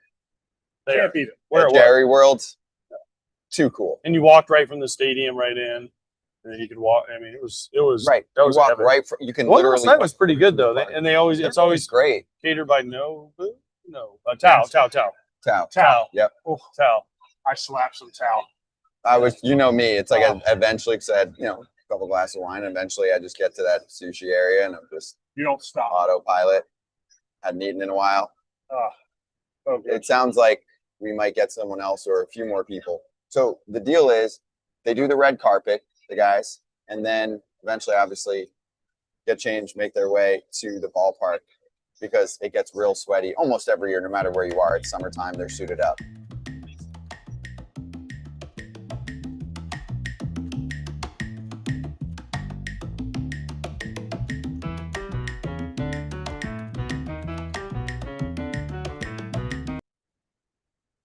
Hey, we're back. We're going to do a little weeds. Just checking with everyone as we're going through here, or we're going to the red carpet. Remind me if we're going to bring them in London. Wow, I didn't. Girl dad. Freddie Freeman, Chelsea Freeman, the boys. Great to see you guys. London, the newest member of the Freddie Freeman family. This is special. Yesterday when we had the conversation, you said it was for Charlie and the boys. Going to be on the field during the home run derby. Obviously, London has changed your perspective about things. Yeah. How special is this with your beautiful wife Chelsea and the baby? This is all about. This is amazing. It's memories that we get to create that we'll be able to have forever. Be able to do this together. Chiefs out here braving the heat. It's special. This is our first red carpet. I already had 2 months old. Pretty special. You are already living the life. The boys are used to this, Chelsea. I mean, you guys have had them at every single event. What's this been like for you, just kind of watching him hit every single milestone? I know. It's been really special. Our first All-Star game together was 15 years ago this year, which is crazy to think how much we've grown and our family's grown. So it's just pretty cool to experience it all. That's awesome, you guys. What is the one thing that you hope to get out of this as a family? I know you said yesterday you never want to take these moments for granted. This is kind of just try and slow down, even though these 2 days are crazy. Chelsea's parents, it's their first All-Star game. Yeah, so we got to see them this morning, and hopefully they have a good show tonight, and I can get a hit for them. Please get her out of the sun. Thank you for your time. Thank you. Awesome. That's Freddie, Freeman, and fam. The whole fam. The whole fam with the little ones. They were man to man. I mean, I feel like Freddie. More than man to man. What are you talking about? They How were many, man to man. how many and then kids? They were like, Yeah, we're just going 3 to or keep 4? going zone. They have 4 now. 4. So 3 boys. double coverage. I think we're going back. Charlie's been the famous one. Yes, no doubt for a while. Sounds like we might be going back there too. Nope, we're not. We'll go back maybe in a little bit. We got 30 minutes left of the show. So I was saying we might do in the weeds, and that would be first half awards and second half predictions from Mr. Pierzynski. Are we good to do that? Or nope? I think we're going back. I'm hearing. Waiting for some instruction. Still hearing people there. Not. You were there last year. It was great last year. He did good last year. I loved it. It was fun, right? It was great. Yeah, it was right. Is it easy to kind of flag guys down? Because it would or a Well, lot it's of just I don't know what the setup is, and I don't know. I think they have like their own spot, so it's easier. Like yesterday, or last year when we did it, it was kind of a impromptu thing. And I'm like, let's go out there. And Michael ran out there with his phone, remember? And we just happened to be right, and there was an empty spot right there with masses of people everywhere else. So, and then the players kind of had to stop right where we were, so they had to kind of turn around, so they saw me. And that's why we got the guys to come over. Yep. So this year, I'm sure with Alana and Trisha, their players know those two. So when they see them, they're definitely going to come over. This is their vacation. Like all the rest of their teammates who aren't all-stars are at the beach, at home, at the lake, at the golf, whatever their vacation is, this is their vacation. So if you're getting these guys, I feel like it seems like everybody that I've seen here and talked to, they're all just like, hey, what's up? Hey, I got London, my baby. I got Drake was like, it doesn't look like it was mom Drake's or a kid. somebody was Drake like, Baldwin. Yeah. He's like, I brought my high school I think his buddies. friends. No, yeah, his I think buddies. it was his buddies. Which is actually really cool. So cool. Yeah. Bring some friends from growing up. Like, hey, want to just do the whole All-Star And thing? then some of the married guys are like, I could have brought my friends. Yeah. Boys trip. Well, Chris Hale was at the players' party last night, and I was like, where's the family? Like, the wife said, go have fun. I was like, that's pretty awesome. Yeah. She's back in the room with the kids, and kids can't go to the party yep, until she 3 said, in the go morning. have fun, Chris. He did.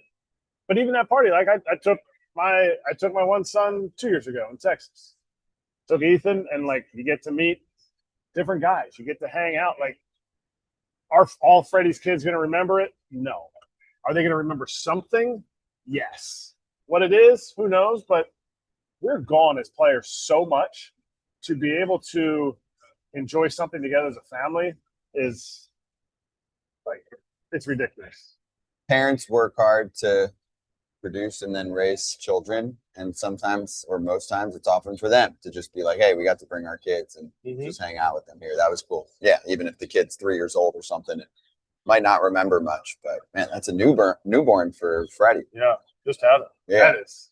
Maybe still got the new car smell. Like carrying the football right down the sidelines. Sweat. First girl too. Oh right, all boys. Freddie's fine now. You need one girl to be able to take care of you because the boys just leave and they could care less about you. So you need one girl to take care of you. And London, London, that's your job. You're going to have to take care of Freddie when he's old and pissy. I like that, a player, say like Chris Sale, is going to come here, enjoy the experience, even go to the events at night, the whole deal, right? Because I know it's a lot, but at some point, it's done. And I mean, you could go on the, on the former player side, but like you get to experience the whole thing as a current player and just appreciating it. It seemed like when we were sitting next to Chris Sale yesterday, he was like taking it all in. he's still got years left. I don't know how many, but he's not going to try and pull a Verlander. I mean, you know him pretty well. He's not going to try and pitch till he's 43 or whatever. I saw Justin yesterday. I talked to him. Yeah. On the field, and he was great. I said, congrats on a great career. And he just looked at me and said, my body just can't do what I needed to do anymore. And I looked at him, I said, Justin, it happens to us all, buddy. And he just kind of laughed. Like even Tom Brady, Father Time got Tom Brady. That's his favorite. And he doesn't eat tomatoes or any of that stuff, ice cream, any of that, whatever he does. So Tomatoes and ice cream, kids. Whatever. But Verlander, he was great. He understood. And he's like, I'm just so happy to be here. To take it all in one last time. So it was pretty. It was cool to just see. You could tell he was kind of emotional. There was emotion. He was emotional when he was coming out, and I caught him right when he was coming up the steps. So it was cool. Yeah, those battles with Pierzynski. I mean, facing him more than anyone else. Eventually, it takes a toll on all of those pitchers. Yes, exactly. I had a great Cole Hamels story. We didn't have time, but we have time now while we're waiting for the next. Yeah, so interview. Cole Hamels when he was 15. Let me know when you guys are good. We're good. I just heard that. We are good. Let's go. Hi, Oli. I'm here with Oli Marmol and his family. You guys all look wonderful. Tell me about what you're wearing, how you guys decided what to wear. Mom, good. No. We're trying to do a little red, white, and blue, kind of 250 for America. Yeah, 250. Yeah. So, kind of being patriotic. Felt like we coordinated. So you picked out all the outfits for everybody. Most of them. We did what we could. Listen, this is. Are you guys having fun on the red carpet? Like how much fun on a scale of 1 to 10? A lot. Oli, what are you most looking forward to today? Man, I enjoyed last night. That was really cool for a lot of reasons. I thought it was good for the game. For St. Louis, for our org, and then for Jordan and his family. That was a blast. But just being able to be in that clubhouse with the best players in the game. And just the interactions you get to have. The game is one thing, but some of the relationships that you get to build through the process is fun. How much pride did you have watching Jordan Walker do what he did? I can't even put it into words. That was one of the coolest moments I've ever experienced. Oli, we appreciate the time. Have fun. Thank you. Thank you, guys. Guys? Thank you, Trisha Whitaker on the red carpet. And Ken mentioned this, but Jordan Walker was not playing well his first few years as a baby in the big league. They sent him down, remember? Yeah. People were wondering whether he was ever going to become what they thought he was going to become. And then where's the runway for him to play? And you know what's funny is when Chaim Bloom took over, and because of what they're having, what they thought the year they were going to have, which wasn't going to be very good, they're like, well, Jordan Walker's going to get to play and some of these young kids we've talked about have gotten to play every day. And they've actually figured it out because they're not worried about the hardest thing when you get to the big leagues is not having to worry about looking over your shoulder. What do I have to do to play? And if you know you're just going to play, it takes a lot of pressure off. Mm-hmm. Hey, there are plenty of names that have been hyped in the past, random names that had careers, but you thought they were going to be superstars. Wasn't Brett Laurie really hyped? And Dominic Brown were in Philly. Dominic Brown had 13 crazy run. You're like, oh, this guy's going to be a 10-year monster and disappears. I guess for Jordan Walker, it goes even further back where he didn't have this success. He was a guy that some people thought was going to be an instant phenom. He was 20.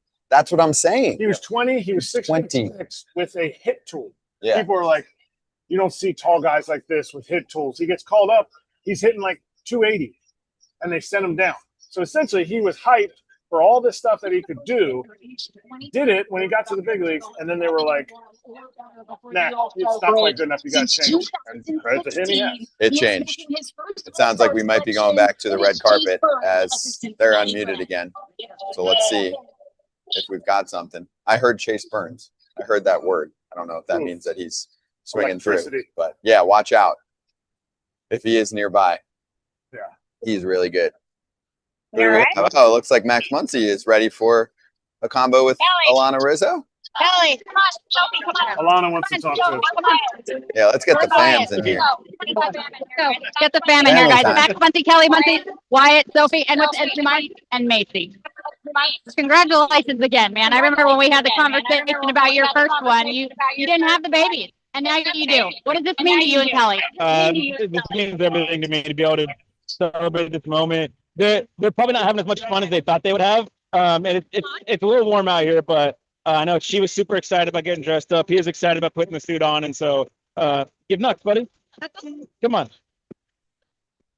Stranger danger. Yeah, but it's still a special moment, and we're loving it. Ollie, what does it mean for you to watch him accomplish all of this? He was getting the recognition that he deserves. He doesn't always play for himself, and he doesn't care about that, but this means a lot, more than he'll say. He's the glue that keeps this clubhouse together. He's the leader. He's the voice. And that wasn't always your role. You've evolved into that. Why are you so proud of that?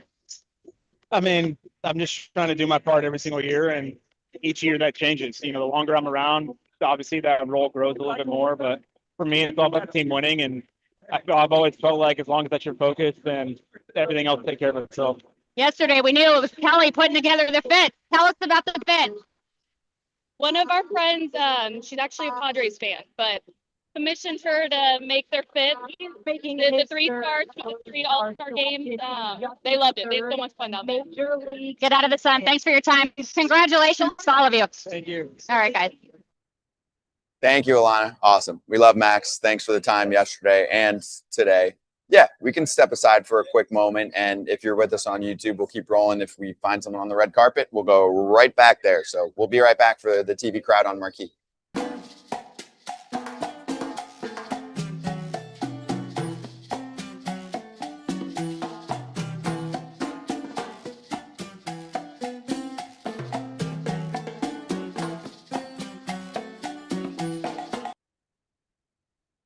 We're here. Hey, I liked the answer from Kelly Muncy, Max's wife, about how, it's not all about Max, and Max makes it not all about Max.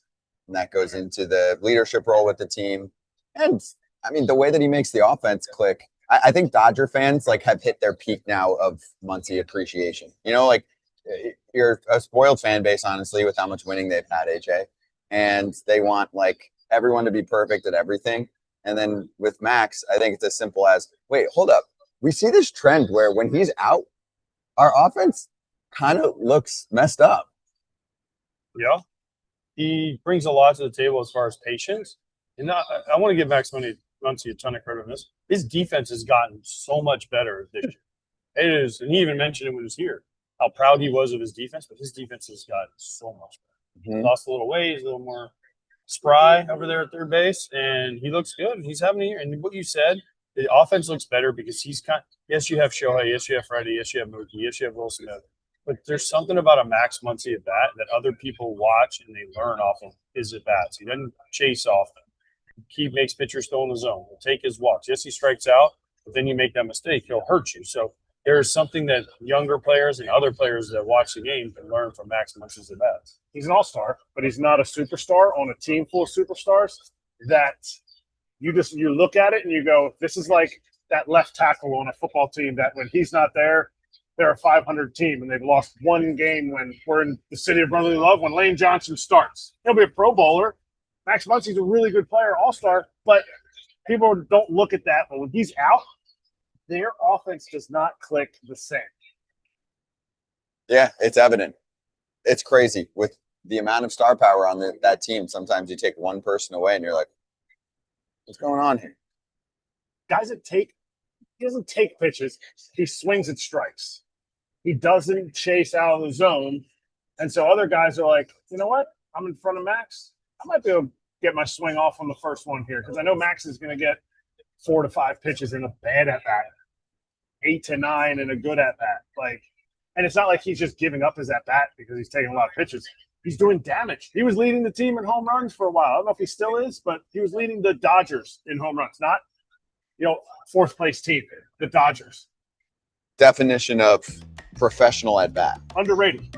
Underrated yeah. Quality at-bats. In a big city.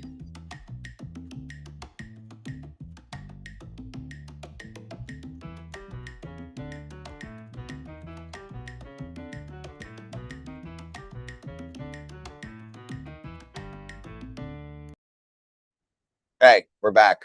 We're waiting to go back to the red carpet over the next 20 minutes here live. Hope you're enjoying it. Scotty Braun, AJ Pierzynski, Erik Kratz, as we're wrapping up our coverage here in Philadelphia. It's been light. It's been nice. It's been lovely. A lot of the guys walking through with the suits, obviously feeling a little bit hot. It could be a tiring day for the guys. And I mean, no one's playing a full game tonight. But yeah, but still, you still get, even though they're not playing 9 innings, you still have to get going. You still have to do your prep. You still have to do. You don't just show up and play the game. Like, there's people that they have to get their treatment and they have to get their swings. And Cole Hamels talked about his routine. The pitchers have to do their routines, and the hitters have a routine. And then you throw all this other added crap on top of it. I mean, trust me, the All-Star games I went to, I was exhausted. I would have rather just kept playing and played for a week straight because of all the stuff at the party you go to. And then you have the family here and they want to go do stuff. And it literally wears you out. Random question, but how does treatment work? So pregame, some players will be in the trainer's room getting a lot of work done. When they all show up to an All-Star game, and do they have to communicate with the team if they're like, hey, this guy does this with his knee for 20 minutes, then he's got to do, like, is that all kind of sent to the training staff? It's not like they bring 50 trainers to this. There's usually a couple trainers. No, I know. Usually the home team has like this. For you. I didn't know what Everything is free. Got it. Summer house. Back to Alana coming up in a moment. This is a man that needs absolutely no introduction. Obviously, Bryce Harper, his beautiful wife, Kayla Harper. Bryce, man, can you speak to the fans, the city? Just, I know how much you love this place, and they reciprocated. Yeah, it's been a lot of fun. I mean, obviously, this is a goal, before the season to try to get to the All-Star game and be here with all these fans. And last night was great. We had a lot of fun. We enjoyed it, and looking forward to today. You mentioned how much fun last night was. You were so fired up about Schwarbs out there. What a finish. How much did you enjoy just being a part of that, watching your guy? Yeah, it was great. I tell you the truth, I thought it was over. I mean, I didn't think anybody was going to come back on that. And, Juan came back. It was an amazing performance by him. But yeah, just a lot of fun to be part of that. I love Schwarbs. We're such a close-knit clubhouse, and just an amazing time. You're the backbone of this family. You're the backbone of your husband. You're the backbone of the children. How proud are you for what he's been able to accomplish and being such an ambassador of this game? I'm always proud of him. I mean, even if he has a bad game, I'm proud of him. Like I see the hard work behind and the dedication that he has. And, as a dad and a father, he's the best. So, and a husband. Great. Absolutely. Enjoy this. Thanks for your time. Great to see you both. That was fun. Good stuff. Thank you, Alana. That's Bryce Harper over at the red carpet. We hear some more activity going on there. Obviously, Bryce is a popular man right now. Did you guys see pre-Derby when he did you're the wrestling guy. I did not see it. So up in the ring. Yeah. Yeah. Was he doing someone's skit, or it was just the general? Just the general jump. I know how to please the crowd with my wrestling antics. I think he realized that. Did you see he did this and had the fire, but then was also like, okay, this is not a real wrestling ring, and this could be crazy. So that might be I'm going to go back down. That might definitely be the one thing that would be so cool to say you did. Jump up on the turnbuckle and get everybody hyped. So he did it, and the whole ring just went woo, kind of sagged a little bit. So Harper was safe. Yes. But it was a cool, rocky boxing, not wrestling, it was boxing type of thing pre home run derby. That was cool. That was cool. That was well done. And then, of course, we get those two. We knew at that point when Harper was up that it was either going to be Harper or Schwarber. So you could look at it as, oh, great, we're going to get one of them to the next round, but also one of them's going to get knocked out early here. And it was Schwarber who said, hey, I wish I put together just a little bit of a better opening round, because then I wouldn't have put Bryce in that spot, and we would have given Bryce another round to see if he had more for us. He seemed really happy, though. They were fine. Bryce stayed until the end to root for Harper, so I don't think it wasn't like he did it on purpose. So, no, of course it was cool, though. It was a cool moment. And Bryce has already done his thing in DC, Yeah. I mean, that's what I'm saying is, bucket list item, he did cross it off. He won in front of the home crowd. That's only happened, I think, twice ever, they mentioned. It was Bryce and it was Todd Father. I think that's it in home run derby history to get the hometown crew like that. And they had a good chance. Jordan Walker ruined it this last week. He ruined it. That was the best ruin. He's too friendly and young and not well known enough to be the villain. I mean, the villain there last night was Wilson Contreras. He would get the biggest boos, and he was loving it, and I think it was helping him. And I think the thing that hurt Wilson Contreras the most was he had to sit for 2 hours between rounds. He hit first and then last. It was crazy. First and last. That's really, I mean, there's nothing you could do about it, but I'm sure Game that would first or affect last, you if you're Scott. getting all warmed up, right? Game first or last. That's real. That's right. By the way, the best stat was Jordan Walker made 800 and something thousand. He won $1 million last night. Derby.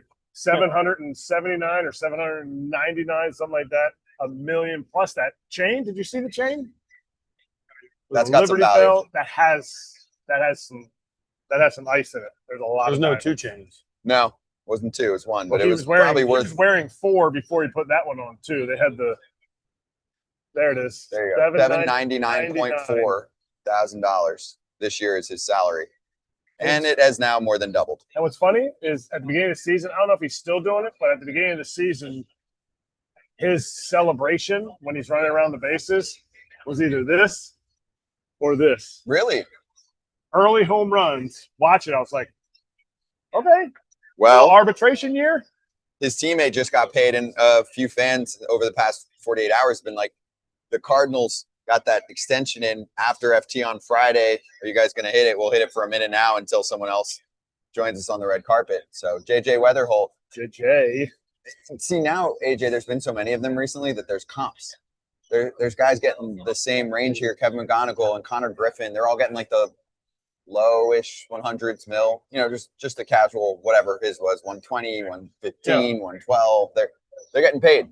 They should. Yep. And I mean, right now, I think Weatherholt's the front runner for the National League Rookie of the Year because of his defense and what he's doing offensively. So he's secured. He's locked in. He's got money for life. He's got money for his kids and his family's life forever. He should. This is why I always tell people get your first home because yes, I understand that people can possibly make more, but it also things happen. Things happen. How many Rookie of the Years do we see that don't go on to have great careers?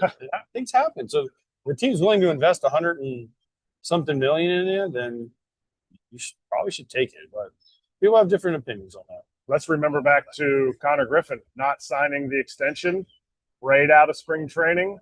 We obviously all knew he didn't make the team because he didn't sign the extension. It would be interesting to know what that offer was because had he taken it, every one of these dudes that got extensions would have gotten less. That's correct. He waits, gets, what do you get, 140? I think his was 140. They're all meshing together. Yeah, I don't have my notes open, but it's a bad question to ask right now. But it affects everybody else.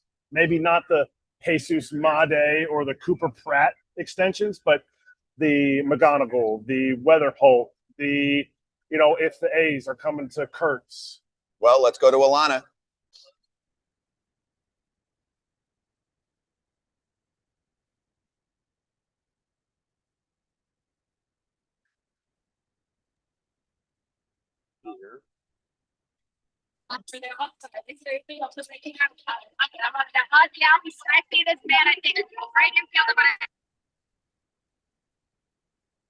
Obviously, with your fishing tank, Ozzie Albies Foundation, check it out. They do so much for rescue dogs. What about this experience do you want to take in? I want to take all the experience in every the moment we got here, the fans, everybody. I want to say thank you to the fans for voting me in to start the game here in Philly, and it's going to be special. Obviously, starting here against a rivalry team that we always play against. And the moment here in Philly has been so much fun, and we've been enjoying every single bit of it. We get the players back in things in the second half. What do you need to do? No, we just got to keep playing good baseball, and as a team together, we can make things happen. So we're going to stick together and go keep doing our job. How proud are you of him and the accomplishments? I know you're at every game. You're proud of it no matter what. But to see him getting recognized, that's got to feel pretty good. It means so much to us, and the fans mean so much to us, and why he's here. So we're very thankful. Appreciate your time. Congratulations. Felicidades. Gracias. Thank you. Awesome. Thank you, Alana. Ozzie Albies. And then, nice, passing the baton. Trisha will see who she finds on the red carpet next. Very fun. Very fun. I had one other point when we were talking about JJ Weatherholt that I wanted to share with you guys. When you come up with it, tell me. But I love the Kurosawan players. I don't know if Kurosawan's an actual word, but it's tremendous. They're so smart and so intellectual when they speak. Yeah, they speak a million languages. They are really smart. Let's step aside for a quick sec.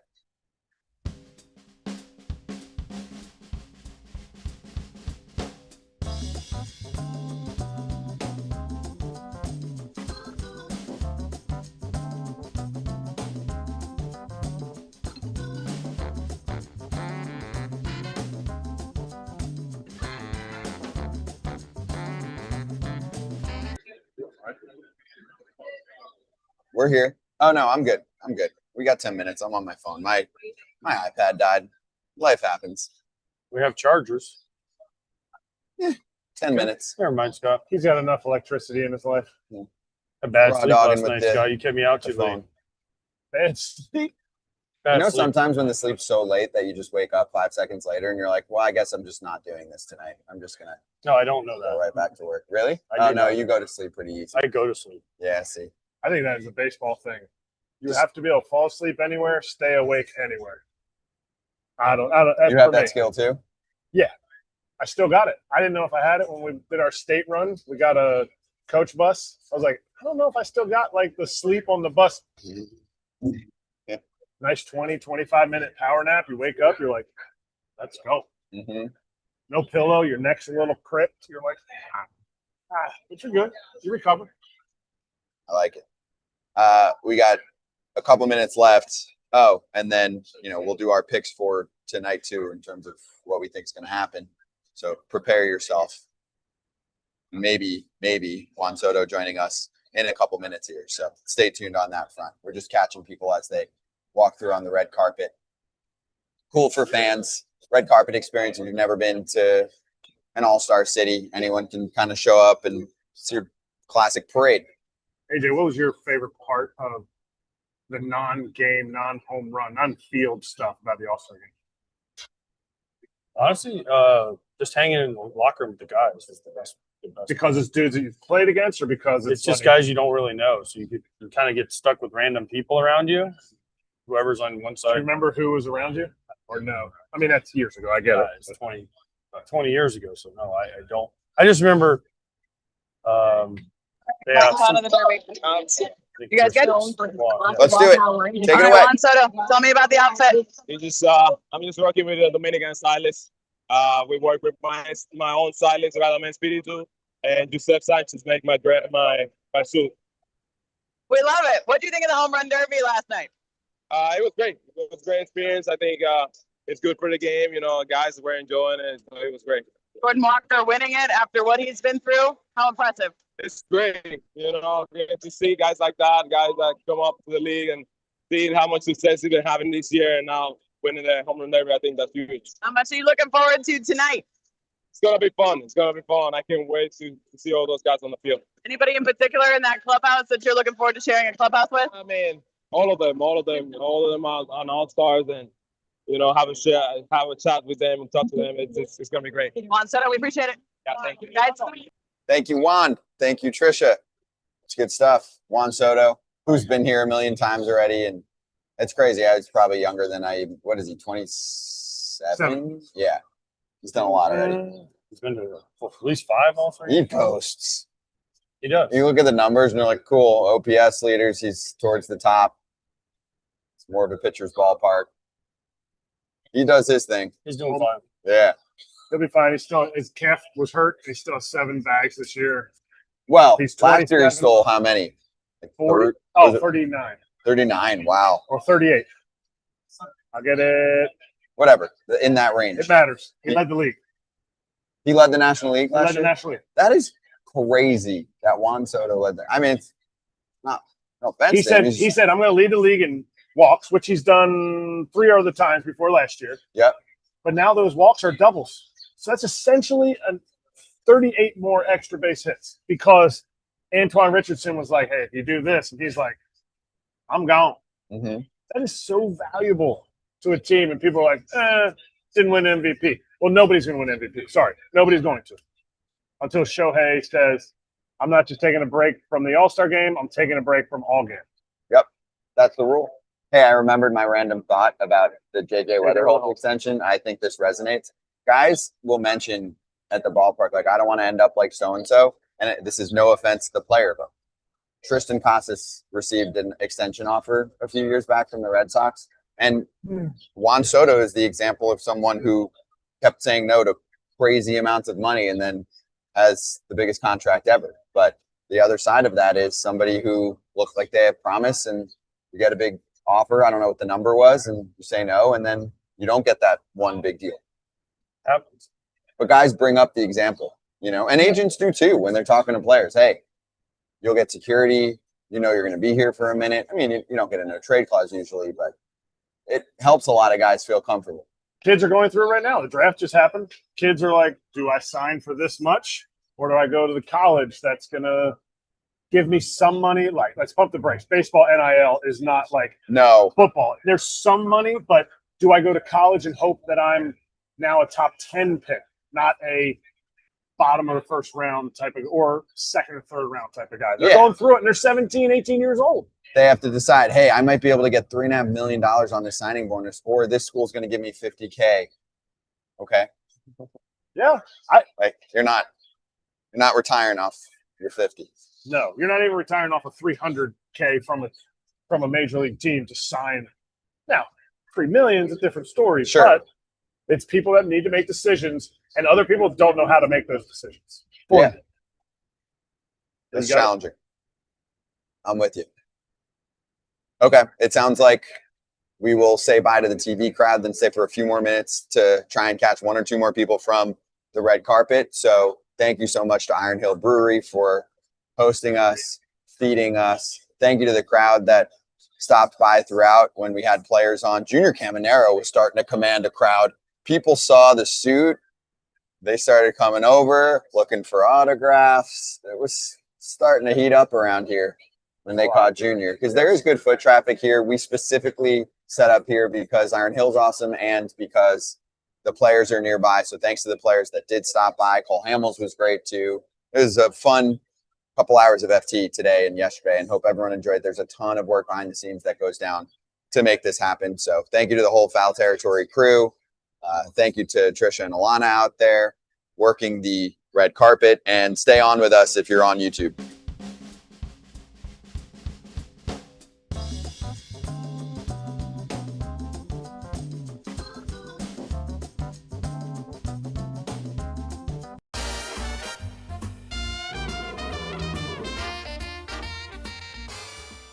All right, this is it.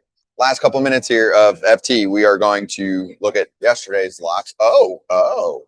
Somebody decided not to go with a winner and choose a matchup, Bryce Harper, to beat Ben Rice in a head-to-head, -110. Check. Glad I didn't go with Wilson Contreras or Jordan Walker. Two guys that I thought are good hitters, but maybe not quite the extension. Well, Ben Rice? Not a lot of people had Jordan Walker winning the Derby. And it has nothing to do with anything but other big star power that you get attracted to, and that's what happens. Moneybags is looking good so far this year. AJ, what is going down this evening at the All-Star game if you had to predict and you're putting a lockdown? Listen, I'm an American League guy. I played most of my career in the American League. I'm taking the National League run line. It's odds, but the National League should be a better team and they should win this game. So I'm taking the National League run line. Well, that's easy for me. I'm taking the National League run line as well. I think the NL is going to win. It's at -130 with the money line. The run line's +150. I mean, so you go from just winning to having to win by 2. Yeah. Basically. I think the National League is a much better team. I agree. Where you could see a 7-2 kind of situation. This is one of the most lopsided years ever, National League versus AL. Often the AL had the edge. I'm not just talking about the All-Star game. I'm just talking about life. And I do think part of it was a DH factored in there. It does help you build your roster a little bit differently. That's not a thing anymore for years. So we're going with the run line for the National League. I'm sure you're going to do something else. I'm going to Dylan Cease, 2 strikeouts in the first inning. Oh, what's he's that going to paying? face +110. Okay. He's going to face, I'm not saying he might walk a guy. He might give up a hit. Warbur's first. Somebody might catch a heater, but he's going for the punchies. And so it's Schwarber, Soto, CJ Abrams is in there. Freddie. I know Freddie was like, he's not a big strikeout guy, but and it's righty lefty. And it's all lefties for the for the National League. It's all lefties. And then the American League is a lot of righties. Right, but Cease is facing lefties at the top. Right, that's what I'm saying. Yeah. It's fine. Cease is striking out the world. Okay. I want 2. And then I don't have to worry about my bet after the first inning. And I can just enjoy the game. I'll be there in person. So if you hear somebody yell from the crowd when CJ Abrams punches out, he's the second strikeout, let's go. Count on Kratz for something unique. but something to root for right in the first inning. Pap sent in a pick too, but just on the screen for us. We'll get Pap back on video next week. I think Pap's enjoying his All-Star break. Probably. His Wi-Fi is down. Is that what you're saying? Could he have come here? Like, what would the reception be? So why wouldn't He's an all-time. I mean, I think maybe the Phillies have to invite him. Okay. He's the all-time saves leader. Pap is such a vibe. It would have been so fun. AJ and I would have had a great time with him at the party. I am not. Oh yeah. I am not taking the American League money line, but I love that Pap is taking the American League money line. That graphic is right for Pap, wrong for me. But I will definitely say Pap here, it would either be loved or hated. And I think majority would be loved. Yep.